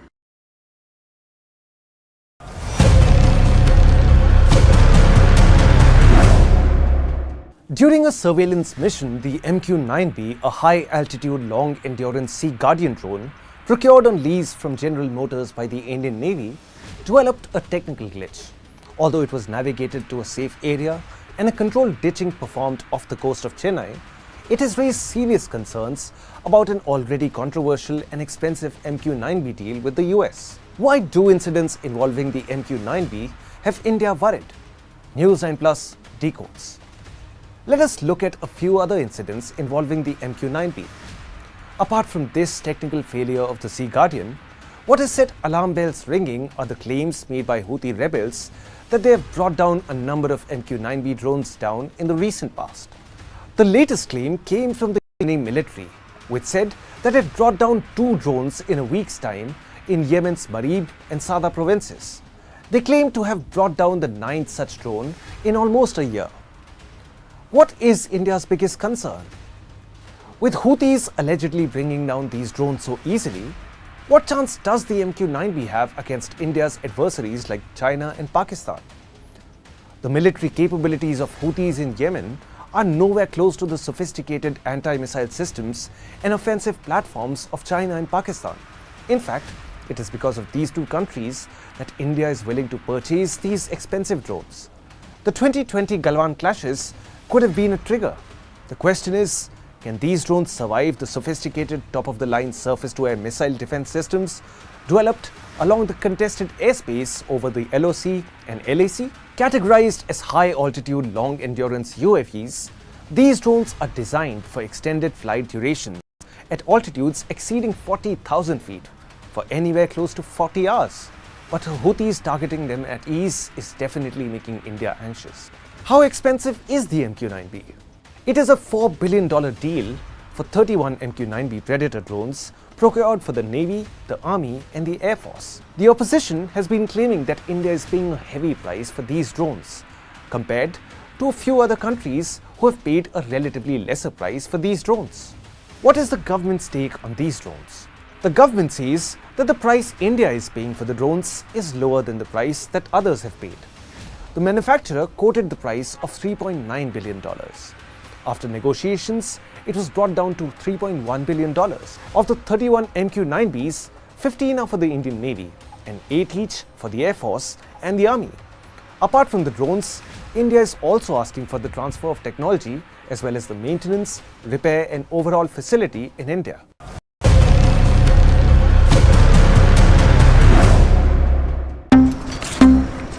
Hey, why are so many lights on? Is it Navroz? Settling accounts, uncle? No, writing a love letter. Check your accounts every day and ensure there is no mismatch. Exchange sends trade-related messages daily. Do timely verification. And if there is a mismatch, inform the exchange immediately. सोच कर, समझ कर, invest कर। जानना है तो देखिए, समझना है तो सुनिए, सीखना है तो पूछिए और कमाना है तो खरीदिए। जानकारी, सलाह और निवेश सब एक ही सुपर ऐप पर। पैसे का सवाल है तो जवाब है Money9। आजादी पैसे की, अभी डाउनलोड करें। In the heart of New York, an Indian spectacle unfolds. Step into the world of the elite saga, featuring influential Indians who've rocked the globe. From culinary geniuses, This has been nothing less than a dream. to the wisdom of sages. And which is why success can never be spelt without you. Discover the stories behind the stars. Experience the magic behind the scenes. At the first Indian event at the Statue of Liberty. Watch the Elite Saga streaming only on News9 Plus. Download now. This is News9 Live, India's only digital exclusive live stream. For the early adopters, bringing you the news 24/7. For the smart audiences on the smartest TVs. News9 Live.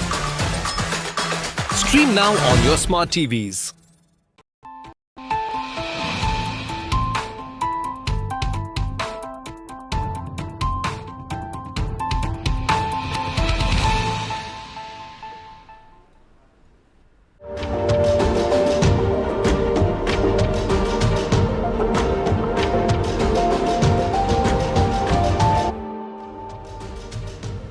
Welcome to News9 Live, and you are watching On Point with me.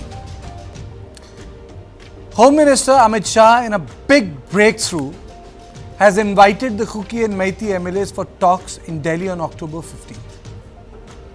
It will be the first time that both Kuki and Meitei legislators will hold a joint meeting since the violence broke out in May 2023. Naga MLAs will also participate in the discussions. Meeting has been organized by the Ministry of Home Affairs under the direct supervision of Home Minister Amit Shah. Home Minister Amit Shah on 17th of September had said that the government is trying to bring communities together.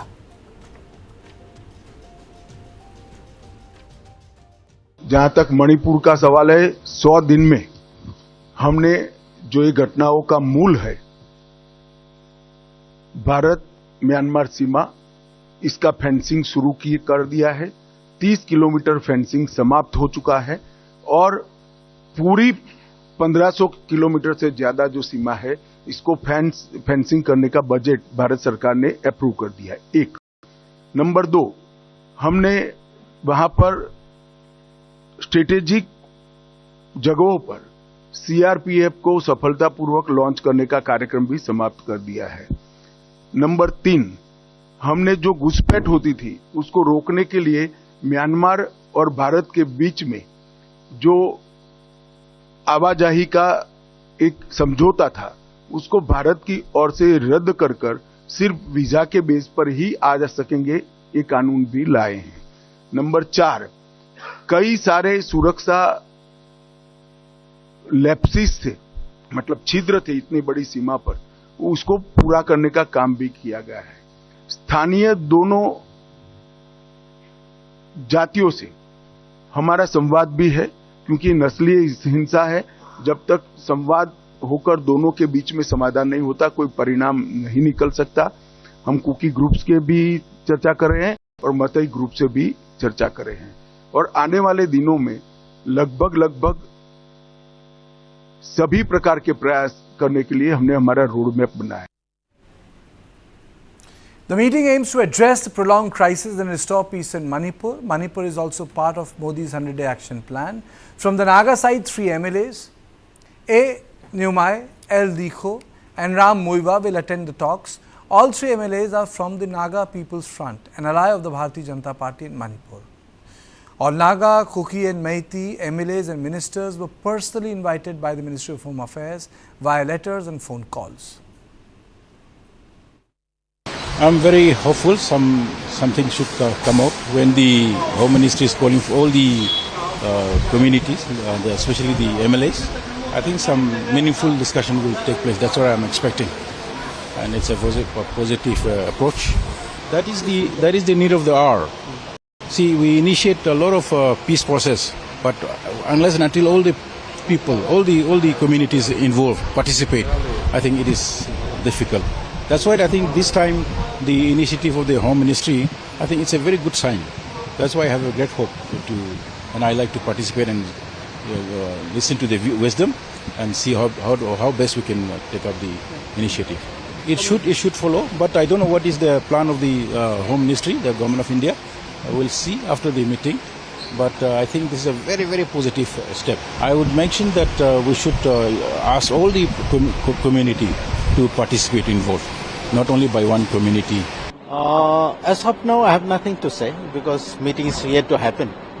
We don't know exactly what is going to be the agenda. As of now, comparatively, it is cool. It's slowly subsiding. The situation is much improved now. Sir, your name, sir?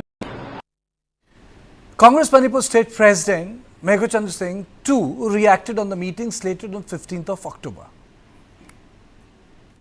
If we think for the solution, it is good, but oppositions are not invited, so we don't have any comment. Yeah, let us see, because what is a very serious problem. There will be no comment at all as of now, and it is very good, as I repeat, that if the outcome is very good and positive for the entire people of Manipur, then it will be welcome.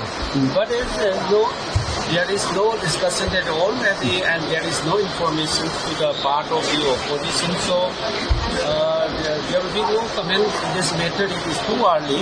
That is, after the meeting, we can understand what to do and what will be the comment from the side. Definitely, that is very good, because it is in a democratic state country. So that is the participation from the opposition is also highly required, because the magnitude of the present unprecedented turmoil situation, it will require from all sections of the people and from all these sections of the political parties. That will be very positive in case if it is happened then. So far it is too early to say anything, because after this outcome there will be some these ideas so that we can say anything like if it is so. The MEA delegation is expected to include T. Biswajit, Speaker T. Satyabrat, T. Basant Kumar, K. Ubamcha, Dr. Sapam Ranjan, T. Radhesham and T. Robindro. The Kuki community will be represented by L. Haukep, P. Haukep, H. Kipgin and others. Now, what can be on the agenda of the meeting? Let me say, okay, some people will come, some people may not come, some people may drop out. The fact is the meeting is taking is a very important step. And the fact that everyone is coming together, the Nagas, Kukis and Meiteis in itself is very important. Now, the proof of the pudding is in eating it. And the issue is what will be discussed. Obviously, in a meeting, there are certain issues, the key issues that should be discussed. What can be discussed is I am putting out on air. What will be discussed will be decided by the MHA and MLAs. But I think there are certain bold issues which will be there, which have dominated the narrative. So I think which can be discussed is one, this issue of territorial integrity of state, where the Meitei MLAs will say it's non-negotiable. That is one position which I think will come to fore. That the Meiteis will say that is non-negotiable. There are other demands for the 6th schedule. Then the central funding of the hill areas. This is something very important. Then the reconciliation between two communities. NRC, an extremely important step that the Indian government has taken. Peace framework, step-by-step guide on how to restore the trust. Rehabilitation of victims of violence and internally displaced people. Representative issues. When I say representative issues, people who feel that they had more MLAs in this area and over a period of time the numbers have gone down. Drug trade, poppy cultivation, illegal immigration, demographic change, de-weaponization, safety issues of people, safety, general safety. And I think all these issues will be on plate. So on this I am joined by P.K. Mishra, former IGBSF, Mr. Ramjathang Haukep, spokesperson BJP, retired Colonel Shanti Kumar Sapam, spokesperson Meitei Heritage Society, and Dr. Tombing, assistant professor, National Law University, and Brijesh Pandey, input editor, News9 Live. So Brijesh, were you surprised when this news broke that this meeting will take place, or were there indications available? No, I was a bit surprised, but I was extremely happy as well, because I think this is for the first time if all of them would sit in one room. I think after 18-19 months this is going to happen, and I think the biggest challenge, if you ask me personally, I think the biggest challenge for the central government and the biggest emphasis of the central government would be, before they arrive at consensus on majority of the issues others, is that peace and normalcy should prevail in the state of Manipur. There would be talk about how the tension between the two communities should be brought down to a level where there is not a perpetual fear of violence taking place. That should be one of the biggest challenge. Getting weapons back will also be a bigger challenge. And I think most of the issues, which is NRC and others and all, is something which can be discussed over time frame. But if you ask me, I think it's a big breakthrough as far as MHA is concerned. Getting all the concerned stakeholders inside one room is nothing sort of a big achievement, because the government has been trying very hard to get them. You have also attended one seminar in which Kuki Meiteis were supposed to participate, but no, they didn't arrive at one go. One day was Meitei and the other day was Kuki. So it's a good achievement. So it's a good achievement. And this is a time when Manipur has been tackling a lot of problematic issues, and these problematic issues are like, for example, extortion. There was a press conference done on Saturday, and press conference done here that the Manipur police is going after this rampant extortion issues. So let me go across to Mr. P.K. Mishra. We will take, one issue per round. So what do you expect in this meeting? What are your sources telling you, sir? You have served in Northeast. What is your idea of the meeting, sir? I have spoken to my sources and a lot of journalists, free journalists at Phubala, Chaudharyhat, at Churachandpur and Imphal, at 3 places. I have spoken, one at Phubala, which is there in the buffer zone, so-called, we call it buffer zone, one at Churachandpur, one at Imphal. And all 3 of them. And I spoke to one, Mr. Hardeep, one of my friends there in Churachandpur also. And I also spoke to my mighty friends and some ex-speaker also. I spoke Hemachandra. And all of them, they were, in fact, they got all surprised in the beginning when a lot of telephone calls went to all the ministers and MLAs, both of Kukis, Nagas and Maitis to come for the discussion. All of them they have welcomed. And they were really, praising these 3 Naga MLAs, that is Abang Namka and El Diko and Ram Viva, for their action, for discussing with Kuki MLAs at Shillong and Calcutta and Guwahati. They have done their best. And I'm very sure, they were very sure also, all of them, they were telling Kuki MLAs, those who have been invited, they are participating and they are going. And it's the first time after 3rd May, Kukis, Nagas and Mighty leaders are now facing each other and discussing the issue, that their own issue for bringing peace in Manipur under the same roof. And that is what they were praising Mr. Amit Shah for organizing this. What I came to know, definitely the MH's version will be that is, coming of drugs, entry of drugs from Myanmar, poppy cultivation, and also this fencing in Myanmar border, and also to have dialogue between Kukis and Maitis with Naga MLAs to mediate in that. And it's very sure that this factor, the trust factor between Kukis and Nagas, that will be the main factor which will be definitely discussed in the meeting, the trust factor and getting peace in whole of Imphal.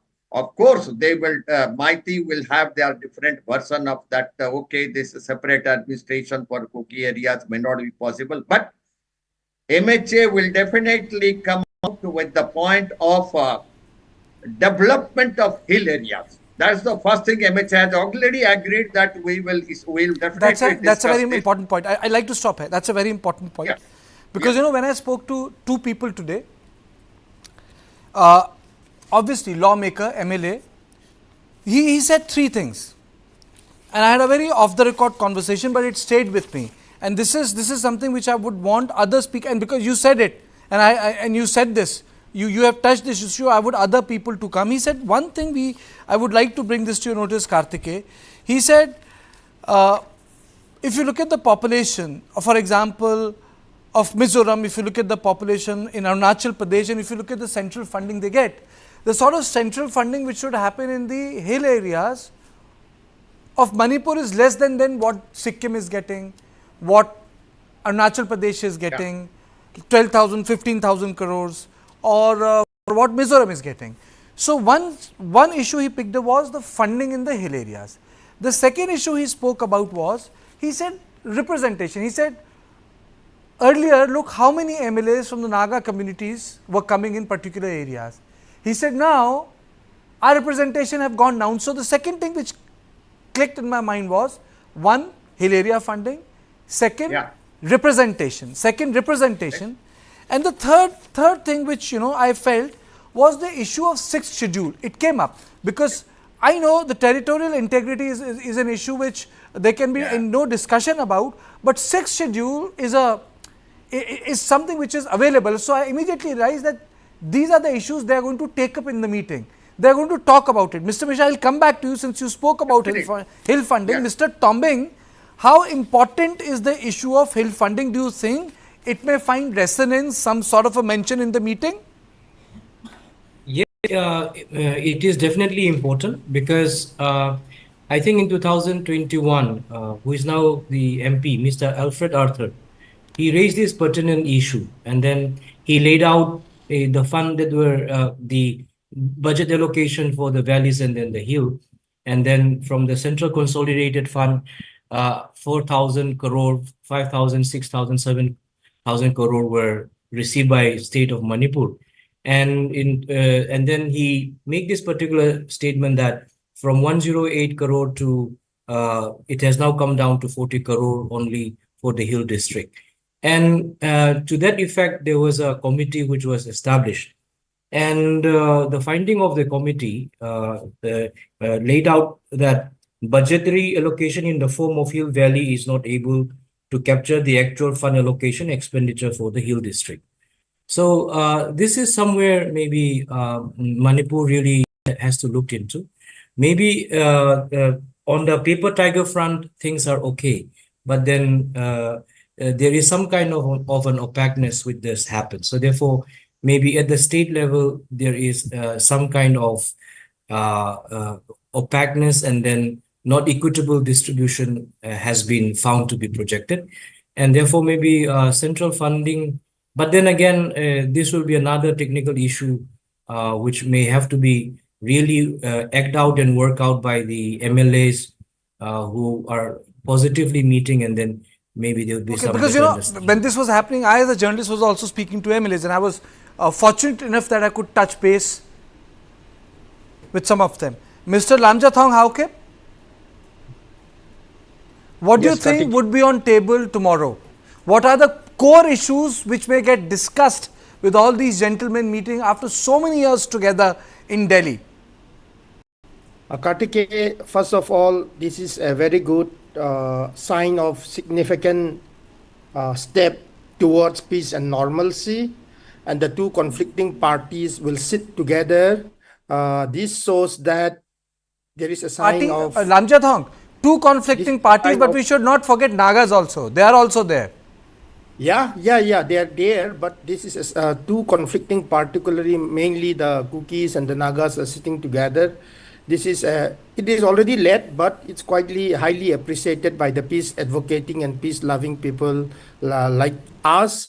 And since we don't know the agenda, I don't know how far it will be very interesting to observe that whether it is the meeting will be of a political angle or only focusing on the law and order perspective. That is one thing that will be very interesting. And the second thing is like how will the smaller groups like the non-Naga and non-Kuki or non-Meitei communities like the Thadao groups who were advocating peace, whether they will be accommodated, in what sense, that is also another factor, as there is no involvement of civil societies organizations who can represent them. So smaller groups, how are they be taken into consideration? And even in the midst of the Naga political demand, how are the Nagas going to play a very crucial part? And in fact, it is also very interesting to note that whether they will really sit together or not. I have been told by my sources that they have received the invitation, the Kuki MLAs have received the invitation, but without any logical approach, they may not sit together with the Meitei MLAs. But if there is any kind of a separate arrangement for the Kuki people where their grievances can be heard, they may be okay with that. So far as by my sources, the Kukis are not yet in the position to sit together despite the invitation and with the direct involvement of the Home Minister. Okay. Mr. Sapam, thank you for waiting so patiently. What do you think would be on table tomorrow, sir? What do you think should be discussed together? And let's get into details, sir. Good evening, Kartikeji and all the panelists. First thing I would like to say, and I would like to thank the center for organizing this talk tomorrow. And it's a long-awaited and pleasant and welcome move by the center. This I would like to keep in record. I'm really happy that this initiative has been taken by the center. Now, for the first thing which I feel it should be discussed tomorrow and it should be placed in between the groups is that there should be no violence for till the time we settle down. And that will be I think the strong word from the Home Minister tomorrow. No violence and status quo as it is now, as it is peaceful as of now, though the buffer zones are there. This is my expectation tomorrow. And thereafter, center is a father figure, is a father, and this father has got many children. And the father has got certain, customs and traditions in the family, like let's say the constitution. So there's no question that the children do not follow the customs and traditions of the family. So everybody, every community staying in this country, in this great country, must follow what is the rules and regulations given in the constitutions. And, every conflict, every mayhem will always be, ended on the table. We are all Indians. We are all Indians. There, when the father says and when the rule says that this should be done and this should not be done, then I think we should all accept. We should all accept there should be no dichotomy in the thinkings of different persons. And all the people who are staying in Manipur, let it be Maitai, everybody, Maitai, Kuki, Naga, then Punjabis, Bengalis, everyone, all of us, we are all a stakeholder. And now, everyone's grievance or everyone's it should be heard by the center. Okay. Now, second most important thing is, do we have any conversation of Biren Singh attending the meeting, Brijesh? As of now, no. And one thing is also there, Karthike, since I think one of the biggest achievement is, as was said by the BJP spokesperson, would be, and as I said at the start of this discussion, would be to make sure that that they're able to get both cookies and Maitais sit on one table. That will be the biggest achievement. And honestly speaking, if you ask me, I don't think that we should be hoping for too much discussion or what all will be on the agenda. I think make them sit together and talk of how to make sure that peace return to the state would be one of the topmost priority in this particular meeting. And I think if all goes well, this would be one of the first in a series of meetings that will take place in the MHA, where they will slowly deconstruct, because nobody would want to rush Can it happen in absence of the Chief Minister?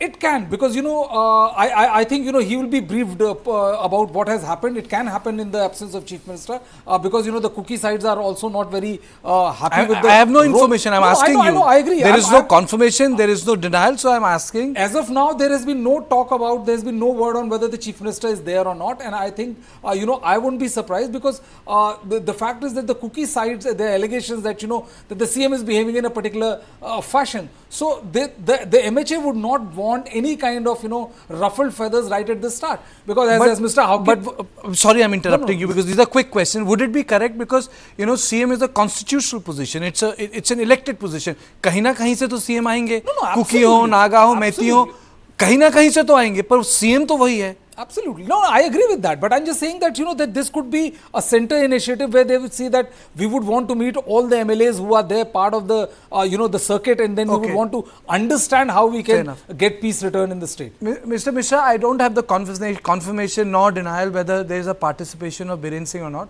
But can there be any success in the peace process in absence of the Chief Minister if he is not central to it?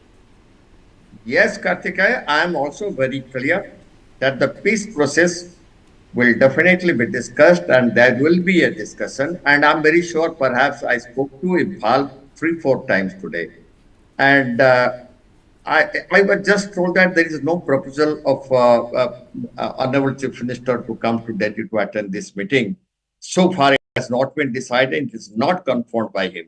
This is the 3 persons in Imphal, they spoke to me, and I hope he is not attending this meeting. But he is the Chief Minister of the state. That's a different issue altogether. But this meeting is set. First time the cookies and the Maitais, the MLAs are meeting. And Latpao Hokip is also coming, and Demcha Kipien will also be there. Both the ministers of cookie group. I hope this will be the first discussion between both the groups. Even if Chief Minister is not there, the peace will come dropping slow. And it has to start. Of course, MHA will discuss about the security aspect of it, how to bring back the security, how the violence can be stopped, and how to bring back all the weapons looted from police armory, and how to demilitarize that zone, both hill zone and the valley zone. Definitely that will be discussed. But the first and main issue is... From the centre's perspective, Mr. Mishra, from the centre's perspective, what will be their priority? They have got people together. That's the first step, huh? That's the first step. So, from the centre's perspective, from MHA's perspective, what do you think would be their priority in terms of a fruitful outcome? Yes, Karthika, I can well tell. First of all, this call of this meeting is the first outcome which they have already earned. And the second is, this first meeting will be held definitely to bring back peace and to have a dialogue to start between Kukis and Maitis and Nagas to mediate. Second thing. And third point will be, this will be an eye-opener for all Kuki MLAs and all Mighty MLAs that yes, we are all Manipuris. First of all, we are all Manipuris and everyone must try that peace should come and violence should go away from Manipur. That, of course, this is the starting of the meeting and it is not the first meeting. There will be a lot of meetings. Okay, I'll come to it. We'll have to get into the specifics. Mr. Toming, what are the core issues you expect the Kuki MLAs to take up? What do you think a couple of core issues on which vertical positions can bend? वो दो या तीन चीजें क्या हो सकती हैं आपके हिसाब से जिसपे हिंदी में कहते हैं ना समन्वय बन जाए, कुकी कोर इश्यूज पे कंसेंसस बन जाए कि हाँ इस पे बात करके रिजॉल्व करते हैं, वो क्या हो सकते हैं? I think maybe the meeting can proceed by having a consensus that othering and then calling Kukizomi as illegal immigrants, narco-terrorism, those kind of naming, if there is some kind of dignity and respect being restored in that context, and then maybe there's a stoppage to such type of naming and othering. If this is maybe one, then thereby dignity of the people can be somehow restored. Another one can be maybe speak of a certain kind of funding, which has been a central funding or something, which has been already in the concern of the hill communities. And it is not just limited to Kukizomi, but then to the Naga communities as well. And I think the idea of 6th schedule, how would they offer this? This is a big, how would it be tabled? Because the 6th schedule was about to be implemented before the mayhem happened also. So there were some news and bits regarding this aspect as well. But after the mayhem, there has been a voice raised for separate administration. Now, in the meeting, how will they chronicle it? It will really matter. And then another thing is that the MLAs, they do have shared experience, shared struggles as BJP members, etc. And their maturity and leadership will be very, very important. But okay, fair enough. Yeah, fair enough. There's, I want to get into specifics. I'll play out a bite of a police officer. हम लोग बड़ी-बड़ी बातें करते हैं, लेकिन जिससे लोग प्रभावित होते हैं, we generally don't talk about it. I think today Manipur is facing extortion issue, and the police in its press conference has accepted that they will have to fight it, take it head on, and they made an appeal to the people. So let me play out that bite also, and then I'm going to go back to the discussion, because we generally, what happens is when we talk about peace things, we talk about big things.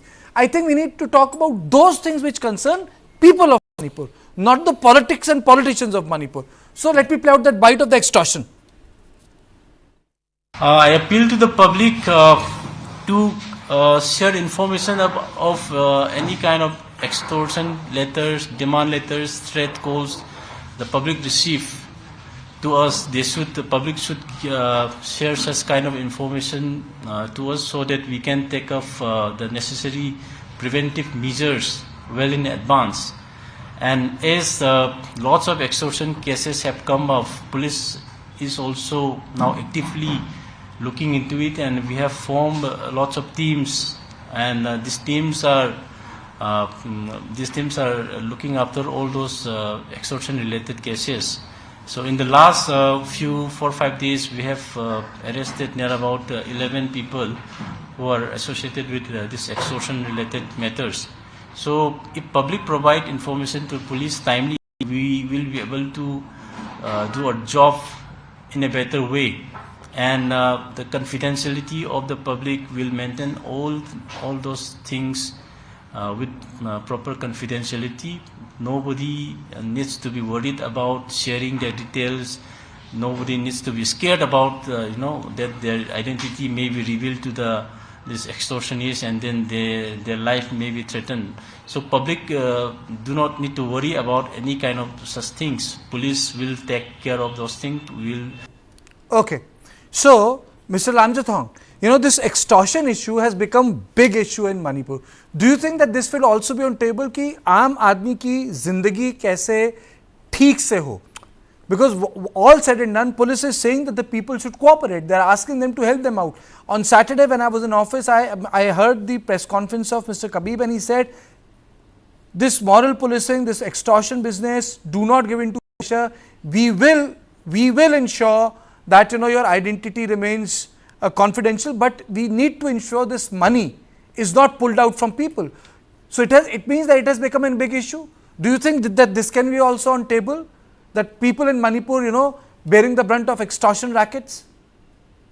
Yeah, Kartike, coming together is the beginning. So since this is the first kind of meeting, I don't think any kind of political agenda would have been discussed, because both the Kukis, the Nagas, the Meiteis have a conflicting demand, so competing demand, I mean. So I don't think they will first go to, the MHA will not directly go to the political kind of demand, and instead they might have focus on the law and order perspective, like the fringe groups who are acting like a warlords, and they are intimidating the commons for their own extortion. These have caused a lot. So I think this will be also one of the main thing, not only in the Imphal Valley, but also if the meeting is to happen, this would have been definitely discussed in the hills also, because the hills, the Kuki occupy two important highway like National Highway to Dimapur Road and Jiribam Road. So of course this will be one of the main thing,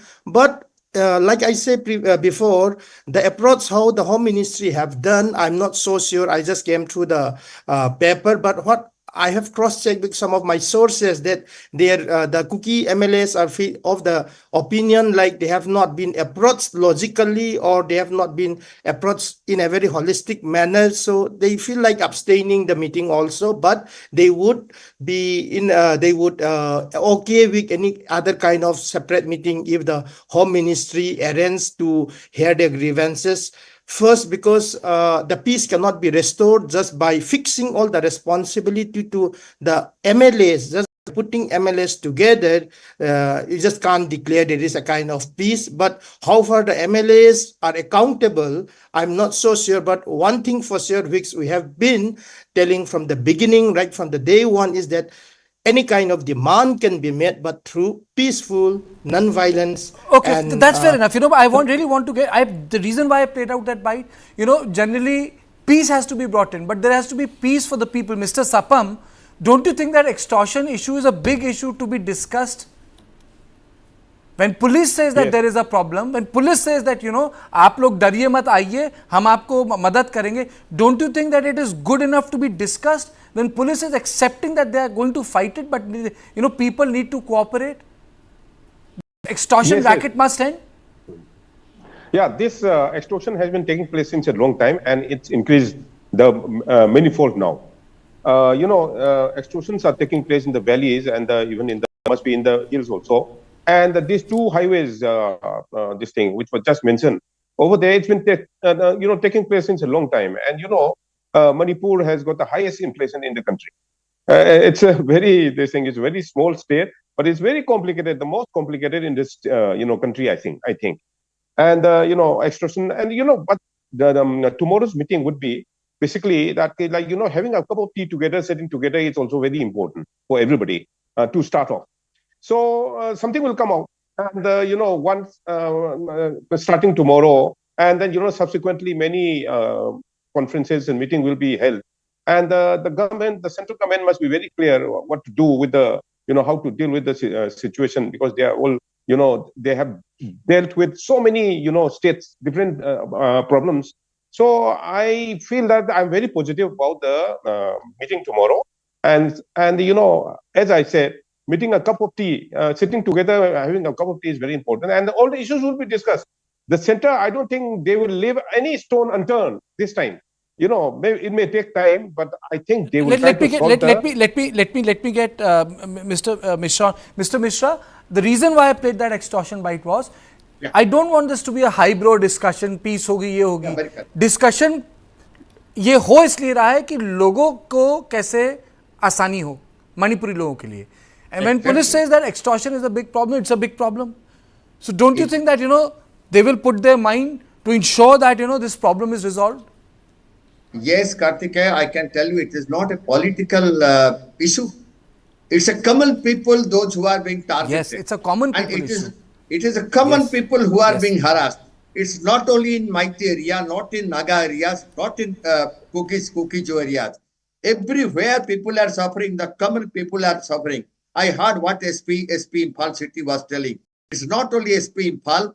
I mean, it is required that even SP Churachandpur, SP Chandal, SP Bishnupur, SP Tamenglong, and particularly this Jiribam axis and Dimapur axis, these two national highways, maximum extortions are taking place, and also in the buffer zone.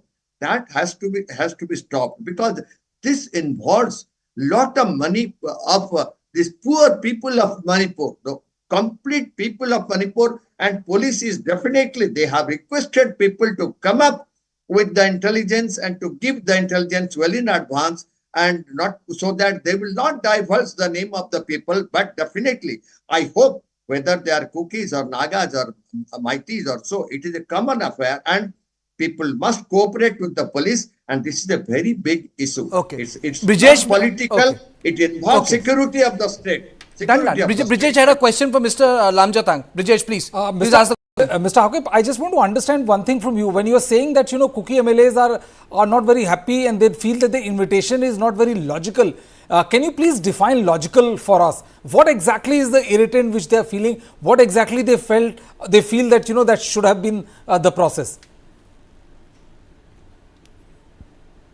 Can you unmute yourself? Yeah, Brijesh, I don't know how the invitation goes, but as far as I'm concerned, I have cross-checked with few of my people out there. 3 of the MLAs are still in Churachandpur.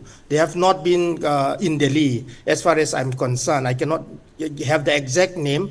They feel like they have not been invited properly, so they want to abstain, and they don't feel like they have been approached properly. What I'm is not the so proper sure. invitation? I mean to say, what is a proper invitation? Yeah.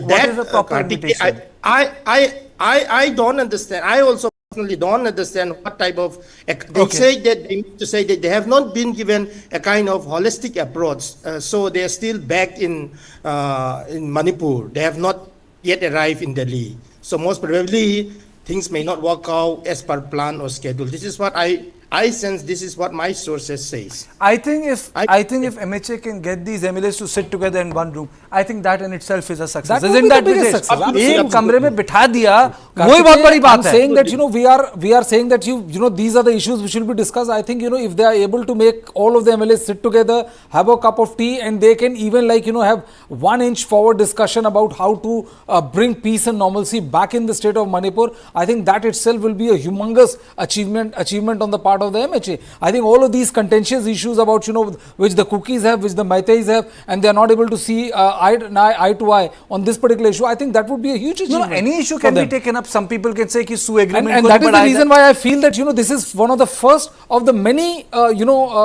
conversation which is going to take place with the MHA. Okay, Mr. Mishra, do you think the sue agreement issue is the most contentious aspect of this? Do you think so? Absolutely. I'm absolutely with you. I was just listening to this honorable speaker from the Cookies.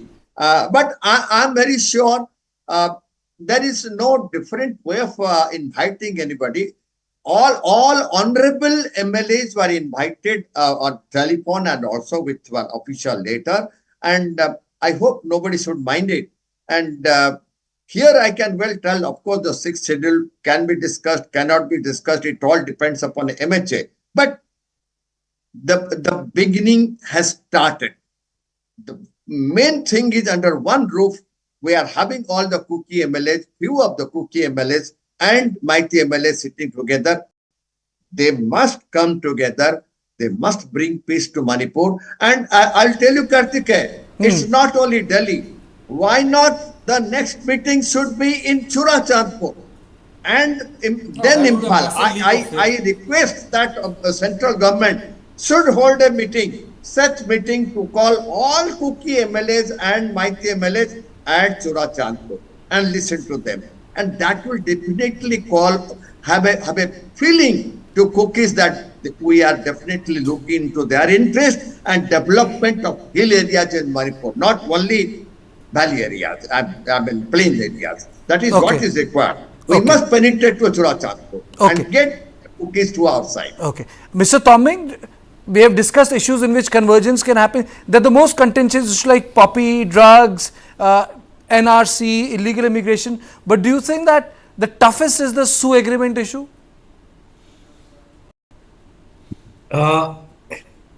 It really depends because government of Manipur wants to withdraw, but central government doesn't want, and then the cookie militant organizations are also happy with that arrangement. Now, if I go a step further, I don't know why our MLAs are usually cushioned so much. I don't understand this, because they are the elected representatives of the people, and as an MLA, they are bound to make laws for the people. They have to execute it, and also they have to look into constitutional matters. And in fact, after the mayhem, the role of the MLAs are very big, very high, and in fact, therefore, on some grounds of being invited, not invited by the Home Minister or not, that they should have queued up at the Home Minister and took it as an opportunity and represent the masses who has elected them. And when crisis happen, they should not be the one who are cushioned. They should be the one who are asked question. And then because CSO and other organizations, even if they want, they could not come into a constitutional provision, lawmaking, etc. and all that. And CSOs are there to aid government. So government will make the policy, then it will be analyzed by the CSO, and then also the CSO will analyze and advocate, and then also see how it is effective. And therefore, I think that we have to reorient ourselves and then put honest accountability and responsibility to the MLAs. They should not be cushioned all the time. They should be at the forefront. They should be talking. And these are crucial times. And if they're not talking right now, when do they talk? Mr. Sapam, yes, Sioux agreements are tough. What are the easiest convergence point? What are the easiest points of convergence where there can be some consensus? Mr. Sapam. The easiest would be, I think for the time being, in the meeting they should say, the central government must say that there should be no violence for the time being. And see, one thing which I would like to appreciate Mr. Dr. Tombing is, I agree with his idea that all the MLA should be looking forward to, meeting this kind of, this kind of meeting. They should be looking forward to it. And they shouldn't be, whether invited or not, they should be looking forward to it. MLA should represent, they should be, for the welfare of the people, and they should be looking forward to it. But for the minimum acceptable discussion tomorrow, it will take time, but tomorrow I don't know how much they will be able to discuss. But for the time being, acceptable to all the three communities, I would say that the central government must insist on not having any violence in the near future. That is what I would like to say. And Sioux and all those things, every this thing matters will be discussed subsequently, and they will be sorted out. And center is, mature enough to do, what? Basically, what action to be taken, what not to I be think Mr. taken. Lamjathang. Everything will fall. Okay, Mr. Lamjathang is raising his hand. Mr. Lamjathang, what do you want to say? Kartike, suspension of operation is a SU agreement, is a peace process between the cookies and the government of India. So when the violence started in less than 10 days, the 10 cookie MLAs have demanded a kind of separate administration to the Home Minister in less than 10 months of the violence. That was echoed by the people, supported by the people.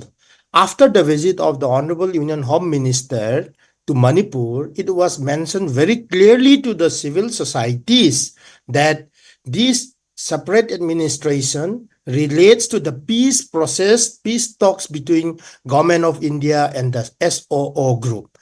So now for the MLAs also and for the CSOs, I think this suspension of operation and SAA is irrelevant. This is more of the subject of the SOO group. So I think in talking separate administration and extension of SOO with the MLAs, how far it will be correlated and how far it will be considered by the central government about this peace process is one such big question mark. But what I want to say is, like, since the MLAs are having the legitimate rights to represent the people, since they have not yet resigned. Lamjathang, can 6th schedule be some sort of a midway? And then you can you comment on this? 6th schedule? 6th schedule and all other political thing that will be that can be a kind of a political discussion, which, like I said, the Nagas, whether they agree, three communities having a three competing demands. So I think it will be difficult to comment at this point of time. But since the 10 Kukizo MLAs are the legitimate elected MLAs, they are still enjoying all the rights and privileges. I think it is also one of the most important thing to be a part of diffusing the tension, and any demand can be placed through non-violence, and that doesn't, by talks or by sitting together, doesn't mean that their demands are finished. You see, suppose the Nagas have supported their framework agreement without any sort of violence in such a way that their political demand can be alive. But what we want from our side is peace and non-violent solution. Thank you, Kartikeya, for giving me another. No, wait a minute, Michael. Yes. When we say elected representatives, there's also one good thing.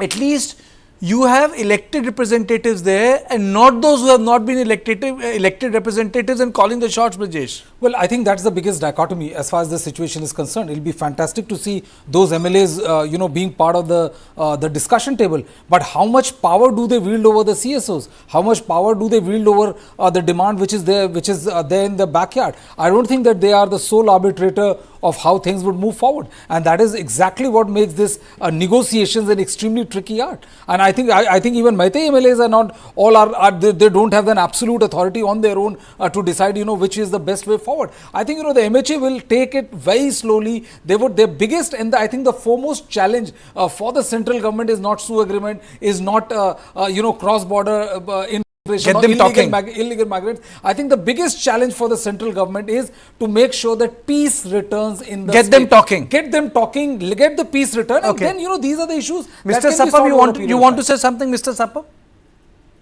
Mr. Sapam? Hey, Kartikeya. Yes. Yes. Can you hear me? Yes. See, I want to avoid this two issue at this moment, because at this this moment, today's moment, I wanted to avoid this. But what happened is, agreement is signed between when there is differences. Agreements are signed when there are two differences. Take care. So in that context, if you really see, Nagas had signed the agreement, Meiteis had not signed, one group has signed. There was difference between the Indian government, or let's say the state government, or that party. As far as SU agreement, as with the Kuki, party is concerned, there was no difference. So this I did not want to bring this topic to counter my other speaker. But all these things will be sorted out on the table. by the center is very mature enough, and that they will sort out what is supposed to be done, what is But not Mr. supposed to Sapam, be there's done. a That will be perceptual also difference. allowed. For 1.5 years, I have held debates, but the difference is not per se, it's perceptual. For example, there's a contentious division whether demographic change has taken place or not.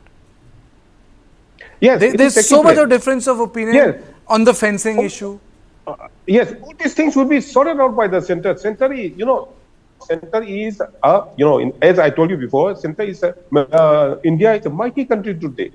Okay? It has got a standing in the world today. And they know what is best for the country. And they will sort out. They will sort out all these issues, all these small issues. These are the demand by the children, basically, if you see. But the parents know how to solve the problem. And they will solve it. And that is what I wanted to submit. Very important is sitting together and getting them together, having a cup of tea and meeting each other is more important at this juncture, basically. And no violence for the time being, till things settle down. Because every side, this side also, that side also, people are suffering basically. And it's not that the center do not see it. This is what I wanted to put across. Very important day. It's a very important day tomorrow. But there, in discussion, as I said, drugs, poppy cultivation, Sioux agreement, CSO issues, the border, fencing, NRC, poor people, internally displaced poor people. But I'm leaving you again with this bite because this is something which has to do with common people. And police has come out and said that they're going to resolve this issue. But this is something which I feel should be tackled at first. There are larger issues, but I'm leaving you with this bite because this is something which is affecting the people. This is something which is affecting the people. We will be tracking it. We will be cracking the news. We will be getting all the news on this subject. But I'm leaving you with this bite that this is something which concerns public and needs to be tackled at the highest level because the money organized through common people goes to the mafia. And this nexus needs to be broken because, it creates a parallel economy and a parallel economy creates a parallel political economy. I'm leaving you with the bite of the police officer talking about the extortion issue and saying how everyone needs to come together and need to crack it. I appeal to the public to share information of any kind of extortion letters, demand letters, threat calls the public receive. To us, the public should share such kind of information to us so that we can take up the necessary preventive measures well in advance. And as lots of extortion cases have come up, police is also now actively looking into it, and we have formed lots of teams, and these teams are looking after all those extortion related cases. So in the last 4 or 5 days, we have arrested near about 11 people who are associated with this extortion-related matters. So if public provide information to police timely, we will be able to do our job in a better way. And the confidentiality of the public will maintain all those things with proper confidentiality. Nobody needs to be worried about sharing their details. Nobody needs to be scared about that their identity may be revealed to this extortionist and then their life may be threatened. So public do not need to worry about any kind of such things. Police will take care of those things.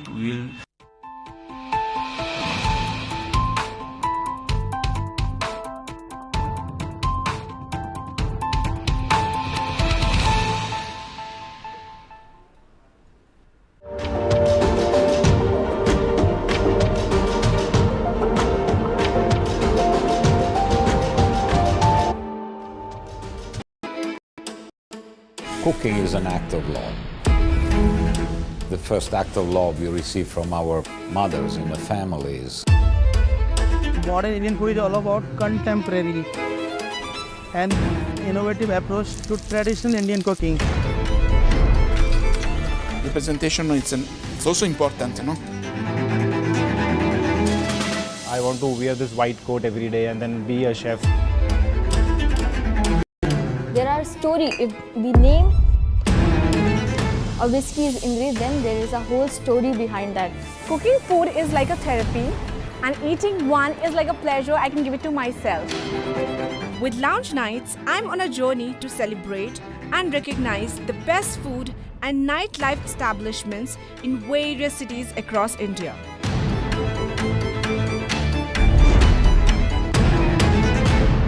Radical presents Lounge Nights every Saturday and Sunday only on News9 Live.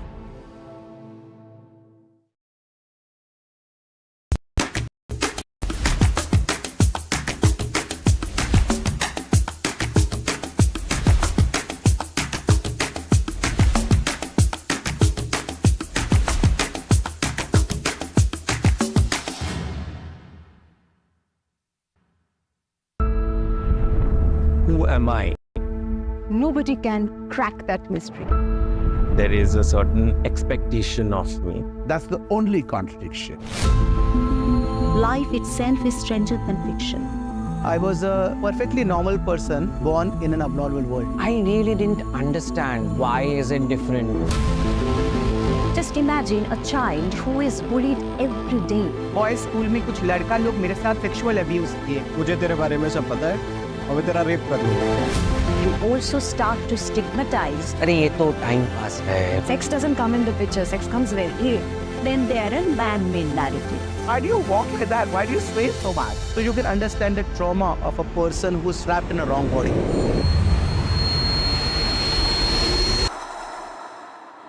But nothing can bind life. We have to reclaim the lost position. We fought for more than 10 years. Today I'm the mother of the industry. I'm a fast transient but judge.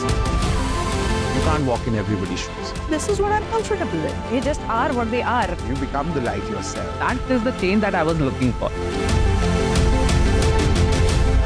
When I recognize myself, it's a small story, but it's an interesting one.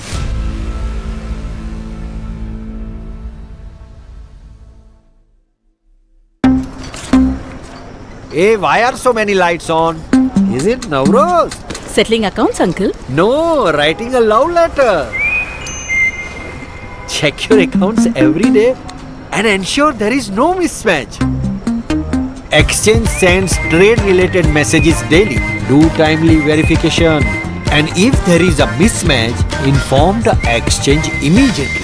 सोच कर, समझ कर, invest कर. For the very first time in our investigation, we unmasked the killer of Ravindra Matre.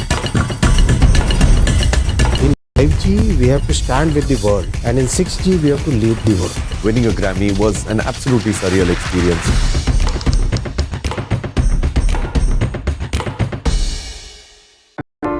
In the heart of New York, an Indian spectacle unfolds.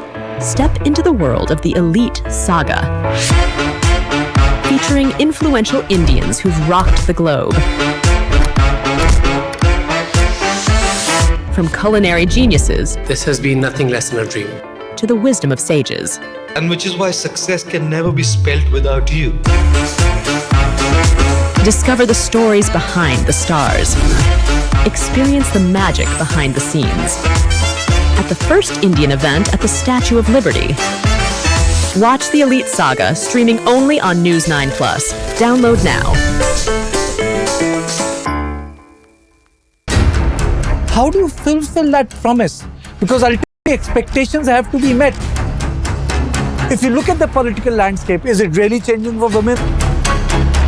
And what is the inability of the forces that dead bodies surface but not the living people?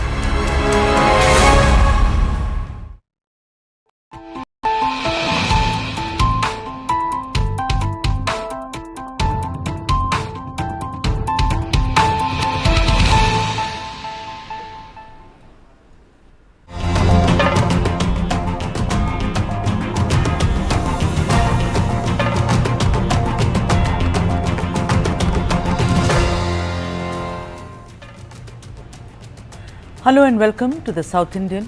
My name is Sudha Sadanan, and as always, I shall bring to you 9 top stories from the south of India, and we start this week with some very exciting stories which we have lined up. Now, there has been a lot of controversy around land scams in Karnataka. Our first story is how Kharge family gives up 5 acres of civic amenity site in Bengaluru. BJP alleges Congress top leadership involved in the land grab. That's our first story coming up. Just don't miss it.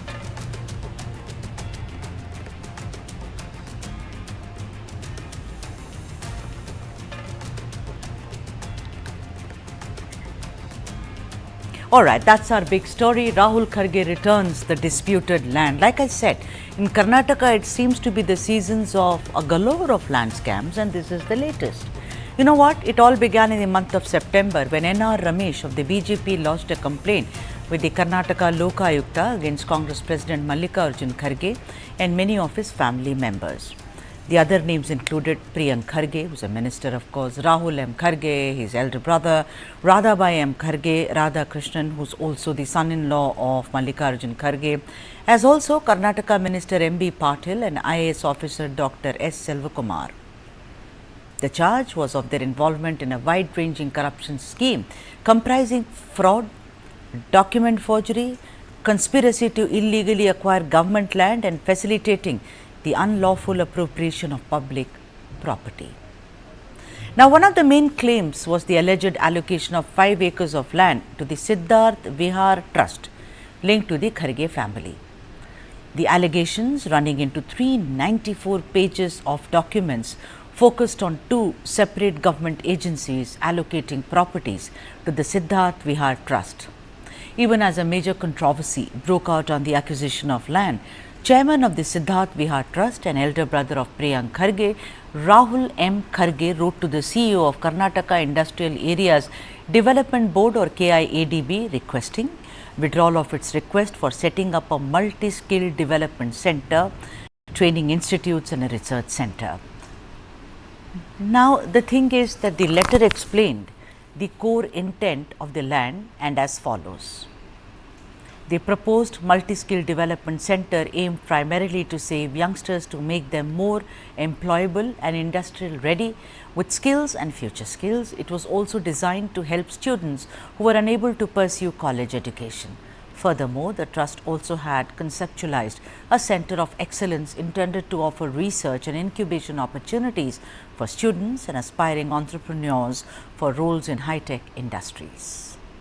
We do not wish to be drawn into controversies which will divert our attention and efforts from our primary objective of empowering the disempowered through education and social service. In light of these circumstances, we respectfully withdraw our proposal and request the board to cancel the allotment of CA site. Now, Priyank Kharge, who is the brother of Rahul Kharge, took it upon himself to announce the return of land by his brother, and this is what Priyank Kharge said. Only 3 of us from the family are in politics. My elder brother is a soft-spoken individual who has expressed distress over the attacks our family has faced. On 20th of September, he wrote to KIADB to return the land, stating that the allocation would be legally handed back. हमारे member of parliament लहर सिंह सुरैया जी ने इस विषय को take up भी किया हुआ है और वहां पर सीएजी ने जो अपनी रिपोर्ट में पॉइंट आउट किया 2017 से, उसमें लिखा है to ask the committee to fix the responsibility for violating the guidelines of the court order and suggest the appropriate course of action against the defaulting officials for the deletion of the land under category A. इसका अर्थ क्या हुआ कि यदि आज Congress party के नेता सिद्धारमैया जी हों या खड़गे जी हों, वो जमीन वापस कर रहे हैं, जमीर नहीं जागा है जो जमीन वापस कर रहे हैं। अदालत की कार्रवाई से में होने वाली जलालत से बचने के लिए वो जमीन वापस कर रहे हैं कि कांग्रेस पार्टी आकंठ भ्रष्टाचार में डूबी है और जमीनों के घोटाले में कुछ ऐसी कांग्रेस को जमीन से लगाव है कि जहां जहां सत्ता में आती है, हरियाणा हो, राजस्थान हो, छत्तीसगढ़ हो, कर्नाटक हो, जमीन के साथ इनका विवाद जरूर जुड़ जाता है और जिस स्तर तक इनके सभी नेता इसमें आरोपित हैं, तो कोई ये नहीं कह सकता कि ये कोई आइसोलेटेड सिंगल केस है। खड़गे परिवार और कांग्रेस के नेता केआईडीबी हो, मूडा हो, इन संस्थाओं को अपना घरेलू संस्थाएं समझते हैं। जब चाहा अलॉट करवा लिया और जब चाहा वापस दे दिया। ये बड़े दुख की बात है और शर्म की बात है कि जब हाईकोर्ट में केस चल रहा है, मुडा का पूरा मामला हाईकोर्ट के विचाराधीन है और हाईकोर्ट के अनुसार उस पर जांच हो रही है, ऐसे में 14 प्लेट को वापस किया कैसे जा सकता है और मुडा उनको एक्सेप्ट कैसे कर सकता है। इसी तरह से ये जो केआईडीबी का लैंड है, इसके खिलाफ जो एक कंप्लेंट दी हुई है माननीय राज्यपाल जी के यहाँ, उस कंप्लेंट के आधार पर अभी जांच होनी बाकी है, जांच की मांग की जा रही है। उन्होंने वापस 5 एकड़ जमीन लौटा दी। एक तो ये तो दर्शाता है कि उनका उसमें अपराध है और उन्होंने गलत तरीके से जमीन ली है, लेकिन इसका निर्णय जांच होने के पहले वापस देना और ये केआईडीबी जैसी संस्थाएं ऐसा कब जब चाहे वो नेता कहें अलॉट कर दे और जब चाहे वापस ले ले, ऐसा नहीं हो सकता। इस सारे मामले की जांच होनी चाहिए। और यही नहीं, माननीय खरगे जी पर एक आरोप और भी है, जो 19 एकड़ जमीन जो गुलबर्गा में उनके ट्रस्ट को दी गई थी, वो गलत ढंग से दी गई थी और सीएजी की रिपोर्ट है जिसका उल्लेख किया जा चुका है मेरे आगे भी स्टेटमेंट में। उस 19 एकड़ जमीन का अभी बाकी एक उन्होंने इलीगल तरीके से उसको फ्री गिफ्ट दे दिया गया उनके फैमिली ट्रस्ट को। ये बिल्कुल गलत हुआ है, तो उसकी भी जांच होनी चाहिए। और एक और बात, आदरणीय खरगे जी और उनका परिवार क्या राज्य को और देश की जनता को बताएगा कि उन्होंने पिछले 10-15 वर्षों 20 वर्षों में कहां और कितनी जमीनें अपने ट्रस्ट के नाम से, अपने परिवार के नाम से अलॉट कराई है। Land seems to be at the center of creating major problems for the Congress party and of course the Karnataka government.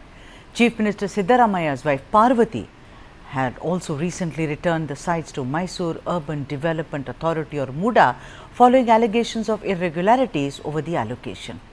What are these land deals in Karnataka, for God's sake? Using influence to get major chunks by the ruling party or just some noise made by the opposition? Let's try to deep dive into this to understand.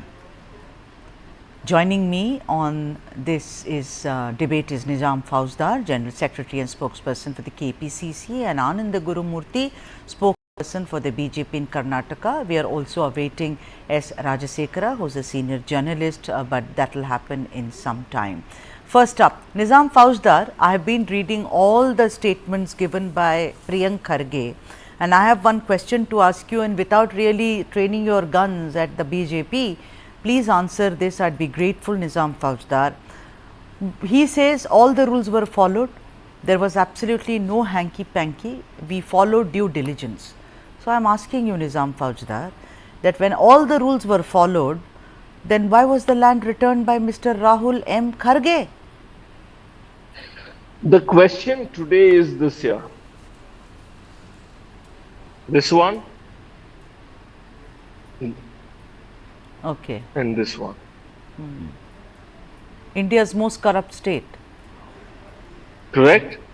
Now the question today that we need to ask is, 2 times the BJP government came in the state.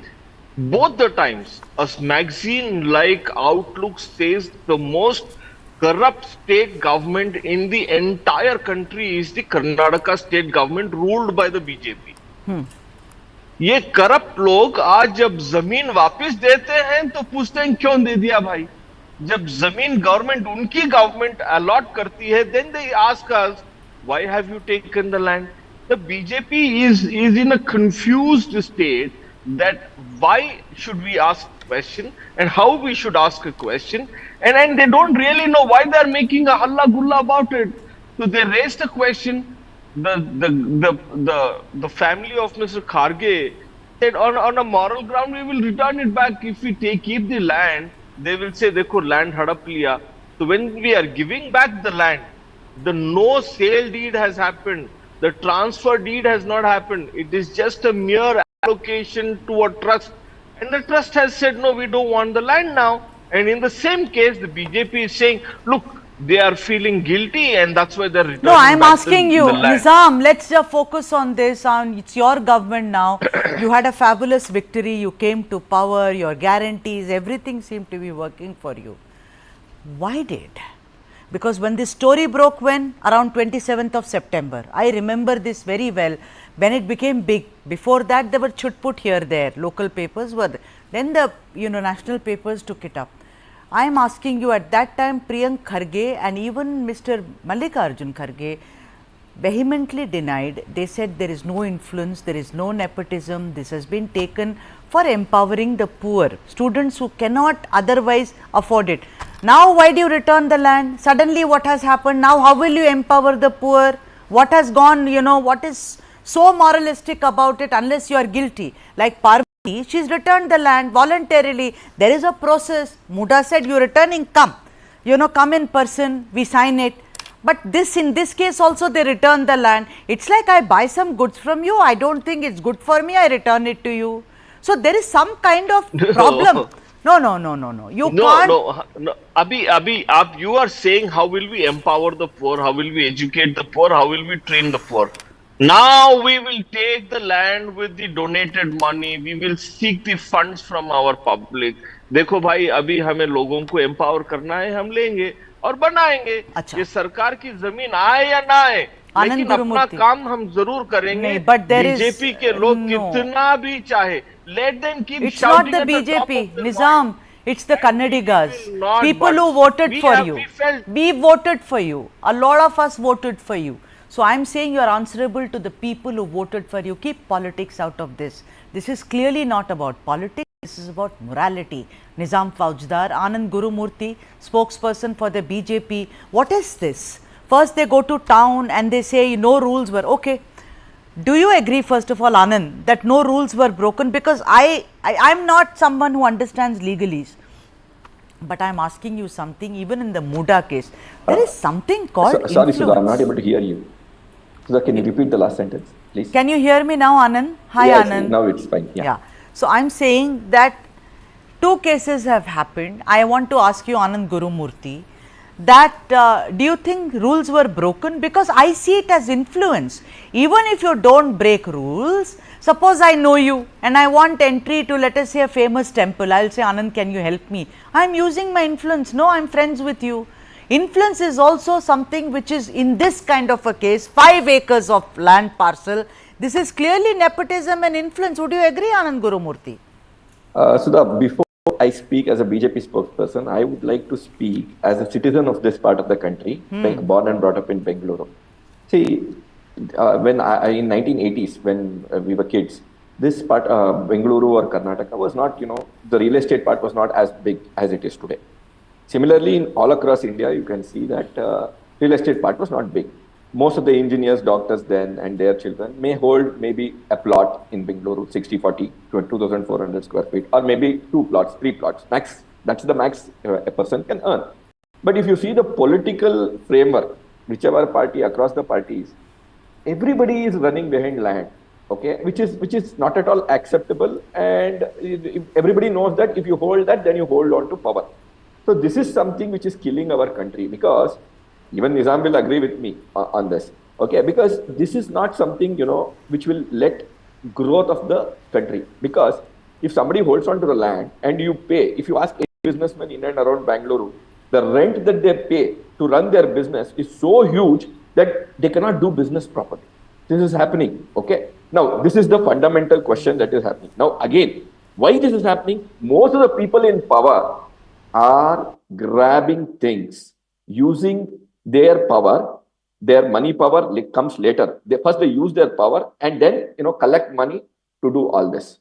Along with this, Kharge ji's case here, and Sidramaya ji's case there, in his Sidramaya ji's wife's 14 sites allotment, if you see, there not only they use this, power to get things to their side, but they now are not, were not ready to agree to the political questions that we asked.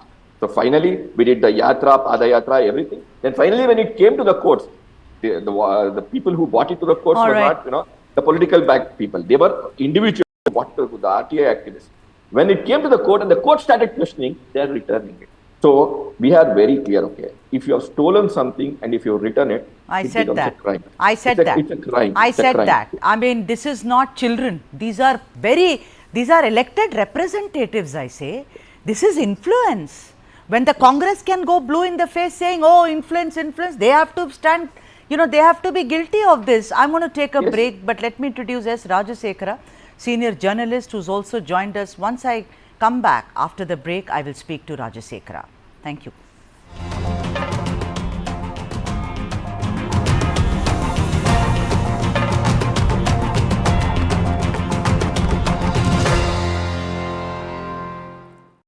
For the very first time in our investigation, we unmasked the killer of Ravindra Matre. In 5G, we have to stand with the world, and in 6G, we have to lead the world. Winning a Grammy was an absolutely surreal experience.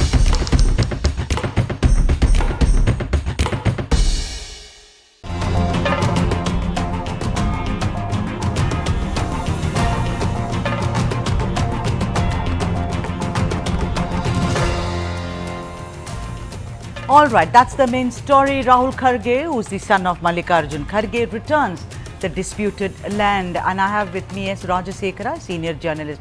S. Rajasekhara, I've been asking this question of both Nizam Faujdar as well as Anand Gurumurthy, that I don't understand that when Priyank Kharge says all the rules were followed, you remember the story broke almost a month ago, and they went to town saying, you know, this is BJP's plan, strategy, they want to besmirch our reputation, etc. Then Muda happened, then Parvati, Mrs. Parvati Siddaramaiah returns it, and now Rahul, whom of course Priyank Kharge, and I respect that he's from IIT, he's soft spoken, not political at all, he also decides to return it.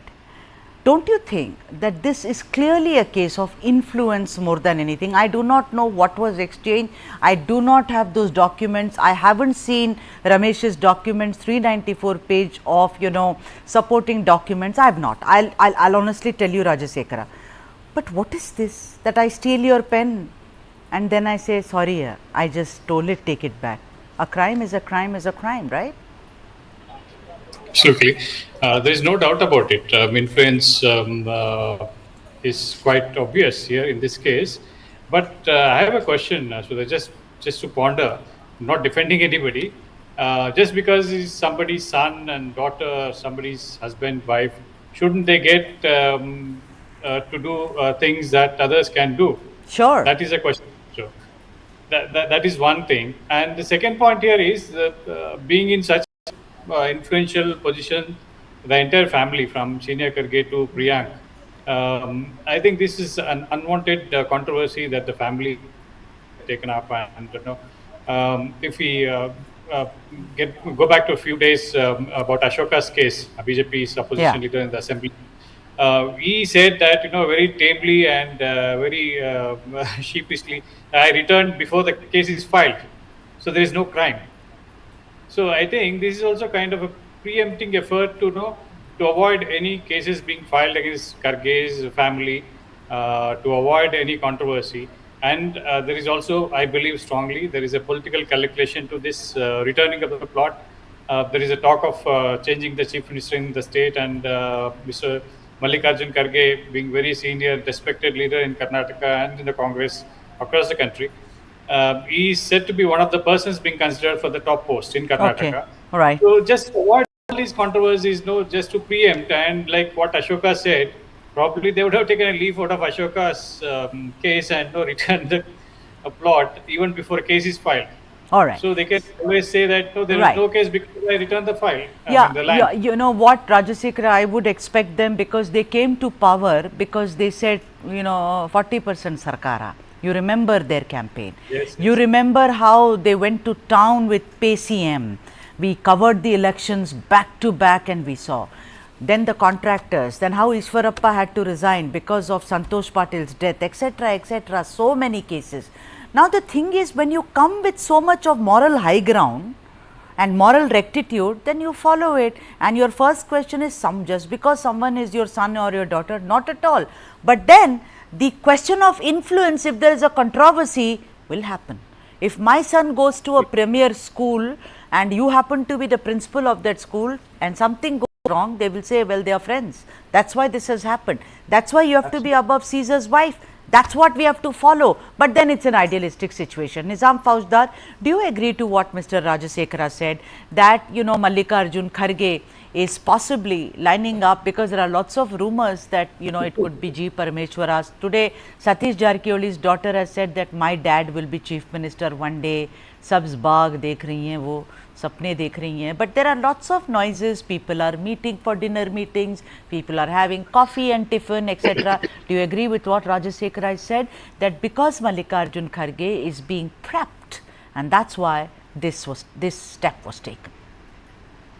I absolutely agree with the aspirations that Mr. Rajsekhar has. You know, the belief in the leadership that Mr. Rajsekhar has, that he's one of the tallest leaders, and he's looked for the top job in Karnataka, but he's a AICC president at the top of the top rank in the entire country, and I think it's a speculation that is being cooked around. But the issue, the basic issue that you were talking about, Lata, that we came with a moral high ground. We spoke about the corruption. We spoke about the pay CM. We spoke about that 40% Sarkara. We spoke about various things.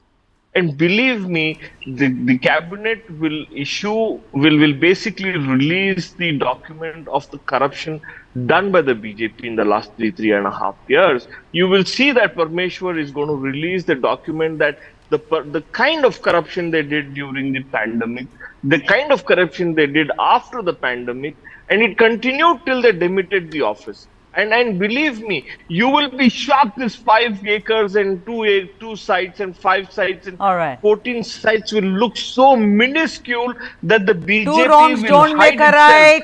Anand Fauzdar, Nizam Fauzdar, you are forgetting. Two wrongs don't make a right. You are forgetting about moral rectitude, like you forgot my name yet again and called me Lata. Anand Gurumurthy, I only have 2 minutes left and I want to ask you certain questions. Anand Gurumurthy, this is not, what about is something I will not allow on this show. You did this, so I will do this. What are we? Kindergarten kids. I want to ask you, why are there, they say that just because everyone is saying, why blame? Rahul is, I think, a fall guy actually in all this. But I have a question. Everyone is from the Kharge family. This is their trust, sir. Siddharth Vihar. Whether it's Mallikarjun or Priyank or, Radhakrishna, their son-in-law, whether it's Rahul and also his wife, everyone is there, the trust. So the influence is of the Kharge family. How can they run away from this, Anand Gurumurthy? Can't hear you. Please unmute, Anand. Unmute, Anand. Anand, unmute. Yeah, see, they came to power telling 40% Sarkara, this, that, okay. Now, let them run their probe. They are in power. Let them run their probe. If something comes out of our people, put them to jail, do whatever the law says. Okay. We are not going to support anybody who is corrupt, okay, whether it's from our party or it. But we take pride in this, that BJP Karnataka is working in a fashion that all these corrupt leaders are returning their stuff, and now they are getting caught in the eyes of law, and people are seeing this. So this is something, phenomenal happening in Indian politics, in our state of Karnataka. This should go on. Leaders should understand that they have a responsibility towards society and not just, accumulating wealth and then calling themselves leaders. No, leadership should be, for the people. It's not about how much money I have and what kind of position I can purchase. That should go away from India. That should go away from my land, Karnataka especially. So this has started, and we are very happy that BJP is working towards it, and we don't mind the collateral damages that may come in the coming days. All right. Rajasekhara, I want to ask you something. I was pondering over this story this morning. I think it's one of the most difficult phases for Siddaramaiah as a person and for the Karnataka government. Because whatever happens, like under the MUDA, you can voluntarily return the sites. There is a rule. The commissioner called them and said, okay, sign here, you can return it. But the point is not just that, no, that I return it. It's not a sari I didn't like that I go and return it. Number 2 is also this Mallikarjun Kharge, what has happened. Mr. Kharge is not directly involved in this, but his family members, and they've done due diligence. But don't you think this is going to be a big blot on the party as well as the government, Rajasekhara? Unmute, sir. Unmute, sir. Thank you. Sir, obviously, it will be a big embarrassment for the party as well as for Kharge's family. And to Kharge, basically, was lived a very clean public life compared to many others for such a long time. And this could have been avoided possibly because it is purely a family trust, and even if due diligence is followed, if all the rules are followed, people will definitely point fingers at the family because they are so influential and they can get the things done their way, even if there is no rules followed. But having said that, even if they followed the rules, it will amount to influence because you are in position of power, because one of his sons is a minister in the cabinet which approved this land through the KIDB board. And so all these could have been avoided, and they could have probably waited for their term, maybe after the Congress government is over, whenever they were not in power, they could have got it done. All right. On that note, let me thank Mr. Rajasekhara for joining us on the broadcast. But the other two guests, Anand Gurumurthy and Nizam Fauzdar, will continue because the story that we are focusing on is also about Chief Minister Siddaramaiah and about Karnataka, more importantly. So the story is coming up.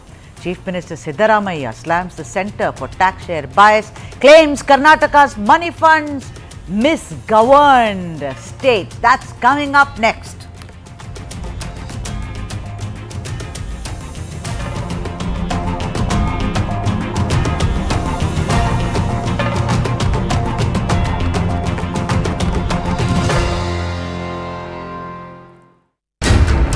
How do you fulfill that promise? Because ultimately expectations have to be met. If you look at the political landscape, is it really changing for women? And what is the inability of the forces that dead bodies surface but not the living?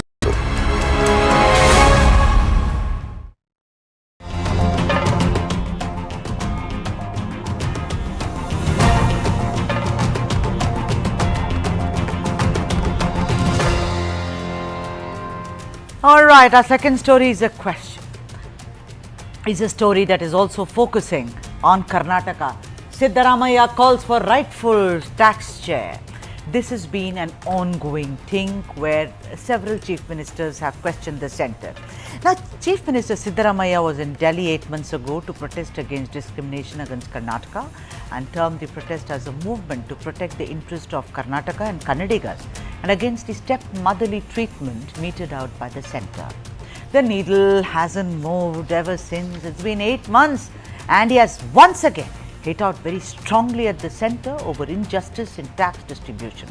Siddaramaiah reiterated what he has been saying for long, the injustice in tax distribution by the NDA government towards Karnataka, and he said as follows. Of a total of rupees 1,78,193 crores allocated to 28 states, Karnataka has been given a meager rupees 6,498 crores. This gross injustice calls for every Kannadiga, irrespective of caste, religion or political affiliation, to pledge to raise their voice against such discrimination. He trained his guns at the union government. He said and rather asked why Karnataka's hard-earned contributions are being used to reward misgoverned and corruption-ridden states.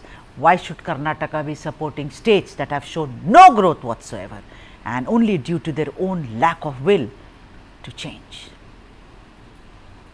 ನಮಗೆ ನ್ಯಾಯಯುತವಾಗಿ ಬರಬೇಕಾದದನ್ನು ಕೊಟ್ಟಿಲ್ಲ.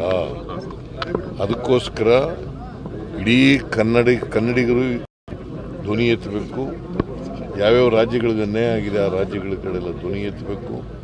ನಮಗೆ federal ವ್ಯವಸ್ಥೆಯಲ್ಲಿ ನಂಬಿಕೆ ಇಟ್ಕೊಂಡಿದ್ದೀವಿ, ಆದರೆ federal ವ್ಯವಸ್ಥೆಯಲ್ಲಿ ನಂಬಿಕೆ ಇಟ್ಕೊಂಡಿದ್ದು ಅನ್ಯಾಯ ಆಗಬಾರ್ದಲ್ಲ. ಫೆಡರಲ್ ವ್ಯವಸ್ಥೆಯಲ್ಲಿ ನಂಬಿಕೆ ಇಟ್ಕೊಂಡಿದ್ದೀವಿ, ಒಪ್ಕೊಂಡಿದ್ದೀವಿ, ಆದರೆ ಕೇಂದ್ರ ಸರ್ಕಾರ ಹಣಕಾಸಿನ ಆಯೋಗಗಳನ್ನು ಮಾಡುವಾಗ ಸರಿಯಾದ ರೀತಿಯಲ್ಲಿ ಮಾಡಿ ನಮಗೆ ನ್ಯಾಯಯುತವಾಗಿ ಕೊಡಬೇಕಾಗಿರ್ತಕ್ಕಂಥ ಪಾಲನ್ನು ಕೊಟ್ಟರೆ ನಮಗೆ ಹೆಚ್ಚು ರಾಜ್ಯದ ಅಭಿವೃದ್ಧಿನೂ ಕೂಡ ಮಾಡಲಿಕ್ಕೆ ಸಾಧ್ಯ ಆಗುತ್ತೆ. ಬಿಜೆಪಿಯವರು ಇದನ್ನು ಬಿಟ್ಬಿಟ್ರು ಎಲ್ಲ. ಬಿಜೆಪಿಯವರು ಯಾವತ್ತೂ ಕೂಡ ಒಂದು ದಿನ ರೈಸ್ ಮಾಡಿದ್ದೀರಾ? ಅವ್ರ ಅಧಿಕಾರದಲ್ಲಿ ಇರುವಾಗ, ಅಧಿಕಾರದಲ್ಲಿ ಇಲ್ಲದೆ ಇರುವಾಗ ಯಾವತ್ತಾರು ರೈಸ್ ಮಾಡಿದಾರ? ಒಂದು ದಿನ ಯಾವತ್ತೂ ಮಾಡಲ್ಲ. ಅವ್ರಿಗೆ ಅಭಿವೃದ್ಧಿ ಬೇಕಾಗಿಲ್ಲ ರಾಜ್ಯದ್ದು, ಕ್ಷುಲ್ಲಕ ವಿಚಾರಗಳನ್ನು ತಗೊಳ್ಳೋದು. Now let's take a look at the figures released by the Ministry of Finance. Among the southern states, Andhra Pradesh received rupees 7,211 crores, Karnataka 6,498 crores, Kerala 3,430 crores, Tamil Nadu 7,268 crores and Telangana 3,745 crores. Now note this, please. Collectively, these 5 southern states received 15.8% of the total funds, whereas Uttar Pradesh alone accounted for 17.9%. Bihar was yet another major recipient and it received 17,921 crores. Now, Siddaramaiah, second in command, Deputy Chief Minister D.K. Shivakumar announced that they shall initiate Our Tax, Our Right campaign in the days to come. He also said, why is that union ministers and BJP MPs from the state are not raising their voice for the state in Delhi? The finance minister is elected from Karnataka and there are 3 to 4 other ministers from Karnataka, but none of them have raised their voice regarding this. We want BJP leaders to join hands in this fight. You know what, for many, and I was talking to a lot of people, and these are people who are really learned and also some of the others who are part of the union government. They see this entire argument of tax devolution as fueling the north-south divide. But this obviously is more than that. It's not just about regional, this is about federal cooperation. Let's debate. Of course, we still have Nizam Fauzdar of the Congress and Anand Gurumurthy of the BJP. Anand Gurumurthy, you were just waxing eloquent about Kannadigas, your rights, everything. What do you have to say about this? How unfair is this?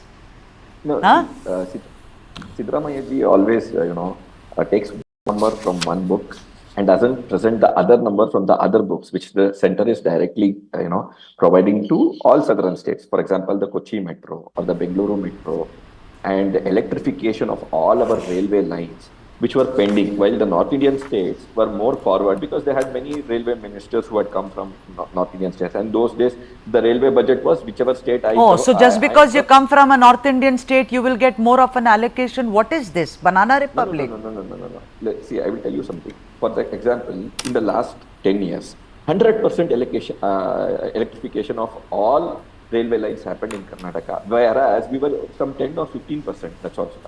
So, like this, lot of investment has happened from the center side. Do you think it's unfair, Anand Gurumurthy? Do you think this kind of tax devolution, I'll tell you, I'll give you one figure, Anand. The cess and surcharge, which is collected by the central government, union government, it is around 23% for this financial year. I have got data. That's not shared with the states. Why? No. See, why? There are 2 ways of sharing. That's what I'm trying to tell. Okay, Siddaramaiah only talks about the direct sharing. What about the indirect sharing, which is, development works directly center takes up. Like, for example, the metros, the railway lines electrification, which are all, direct things, and even the national highway development. And all these gets funds from the center. So this part, Siddaramaiah never talks about. As a CM, he has to hold the South Indian states generate around 40% of the revenue and bear 60% of expenditure. There has to be reforms in the Finance Commission. Just give me 30 No, I'll go to... Not only this. No. Not only this. The ports that are getting developed.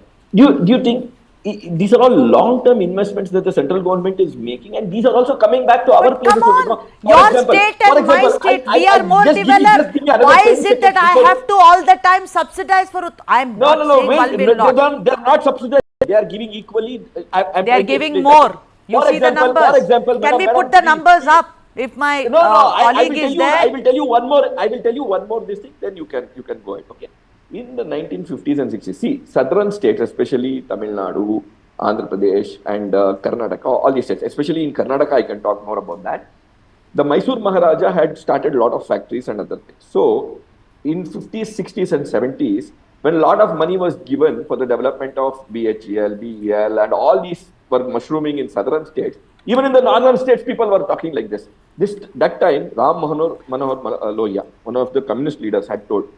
Socialist, not communist. Sorry, socialist leader had told, and thanks for correcting me.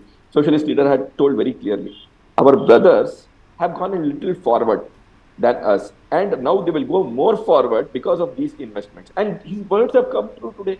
The IT sector, when it boomed in 1999 and onwards, right? what we see. Right. It boomed in the several Yeah, states okay. because of But- all but- these but- investments. but- Like this, but madam, let like me this, also, all Nizam the long-term Fauzdar, investments- this is a very specious, let me no, complete, you Shivaji. can't take Shivaji, all the please. time, no, Anand.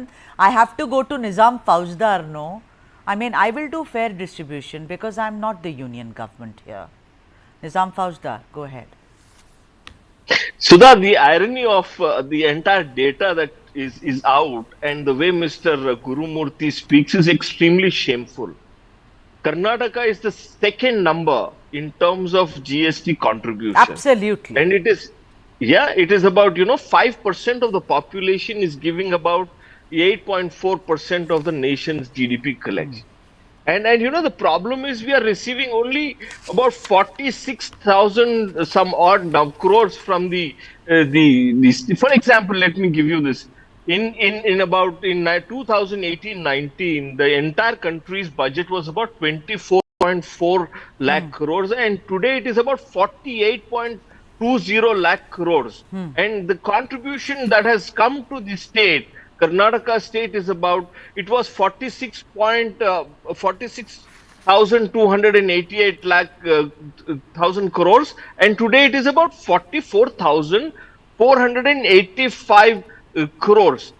And the same, that's a contribution. The budget of the country has increased from 24 to 48. Right. But the contribution that is coming to the state is just about 44,000 crores.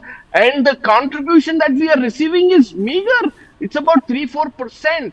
But the states which are having highest Labharatis in the country, which is from the UP, Bihar. and Madhya Pradesh, which has been governed by the BJP for the last 25-30 years, and they have not done any development. लेकिन एक bridge एक दिन बिहार में गिरती है, लेकिन इन लोगों को शर्म नहीं आती है कि the states which are earning for the entire country are basically, I mean, 15% of the jobs. 15% of the jobs in industrial sector is given by Tamil Nadu. It is very, very fair. We need reforms in the Finance Commission. The Finance Commission has changed certain rules, but overall, this is very unfair. I see this is an unfair distribution of wealth. I want to ask Anand Gurumurthy, the thing is that the industrially, like what Nizam was saying, the industrially developed state received much less than a rupee for every rupee, much less than they contributed as against states like UP and Bihar. Don't you think, Anand Gur, let's not go into politics, but tomorrow it could be your government. Sir, it could be your government, and maybe who knows? Not politics, Sudha. I'll ask you a logical question. Let me see how you answer this. So tomorrow you will say Chennai, Coimbatore and Trichy, all these places, there are industries, they are contributing more. I will only do the development in these parts, not in other parts of Tamil Nadu.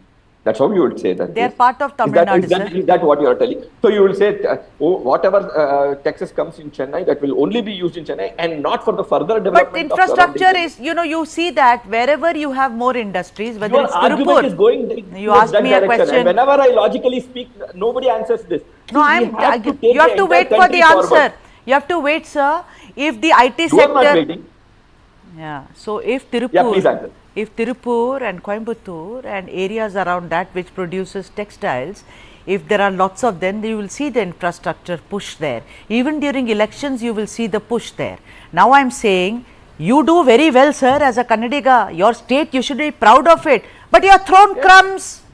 So there should be reforms. That is not true. No, there should be reforms. No. Now if I don't believe. I don't. Politics is when they say, oh, the finance Nirmala Sitharaman ji has been, No. It's not about she from Karnataka or anyone. If you don't allow me to speak, this is what is equal distribution about. Yes, no.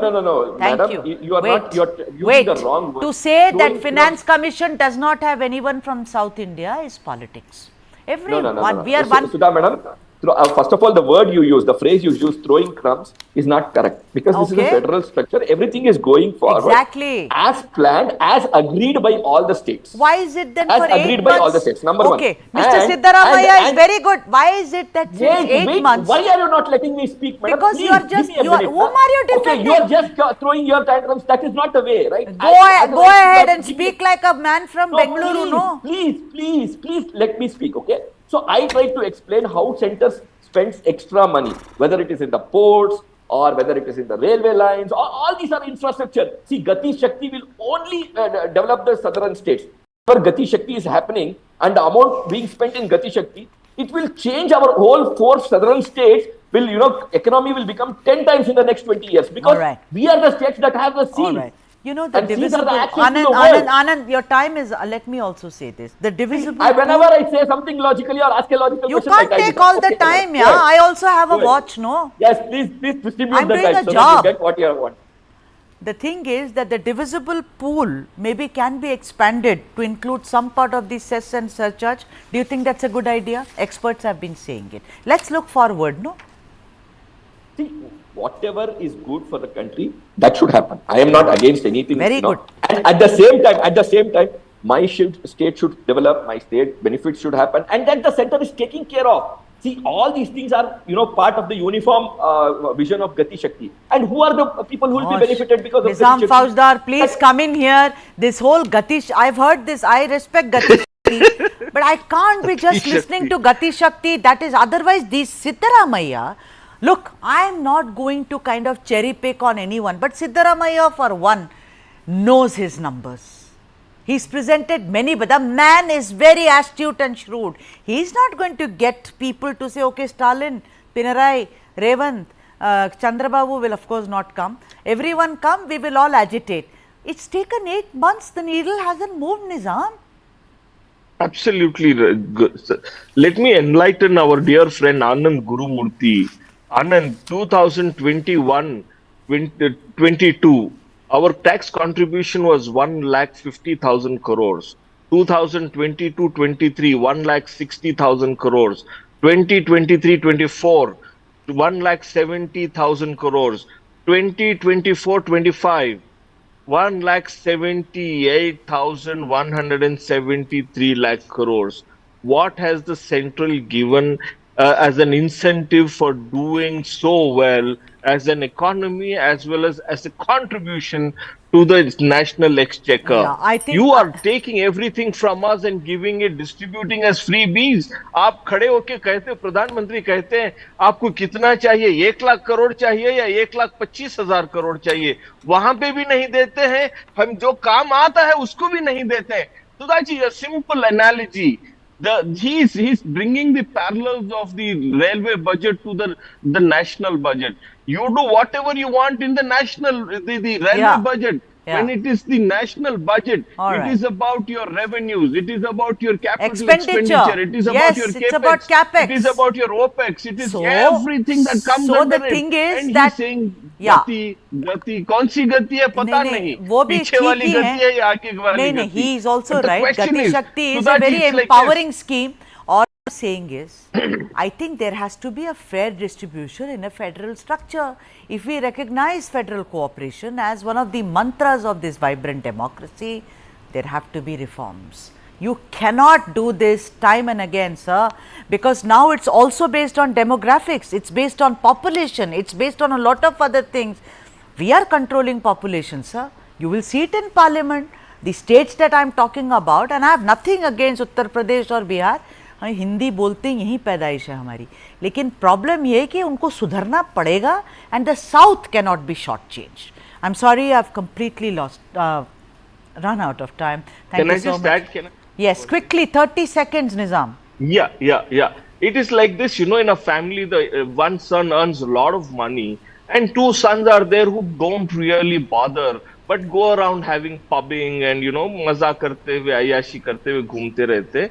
But the father and the mother keep saying, तुम्हें और काम करना चाहिए, तुम्हें और काम करना चाहिए क्योंकि ये 2 भाई गरीब है. ऐसा नहीं चलता है. The last 30 years, if the BJP is responsible, they should have made these 3 or 4 states even more empowered so that they could have contributed at large to the larger,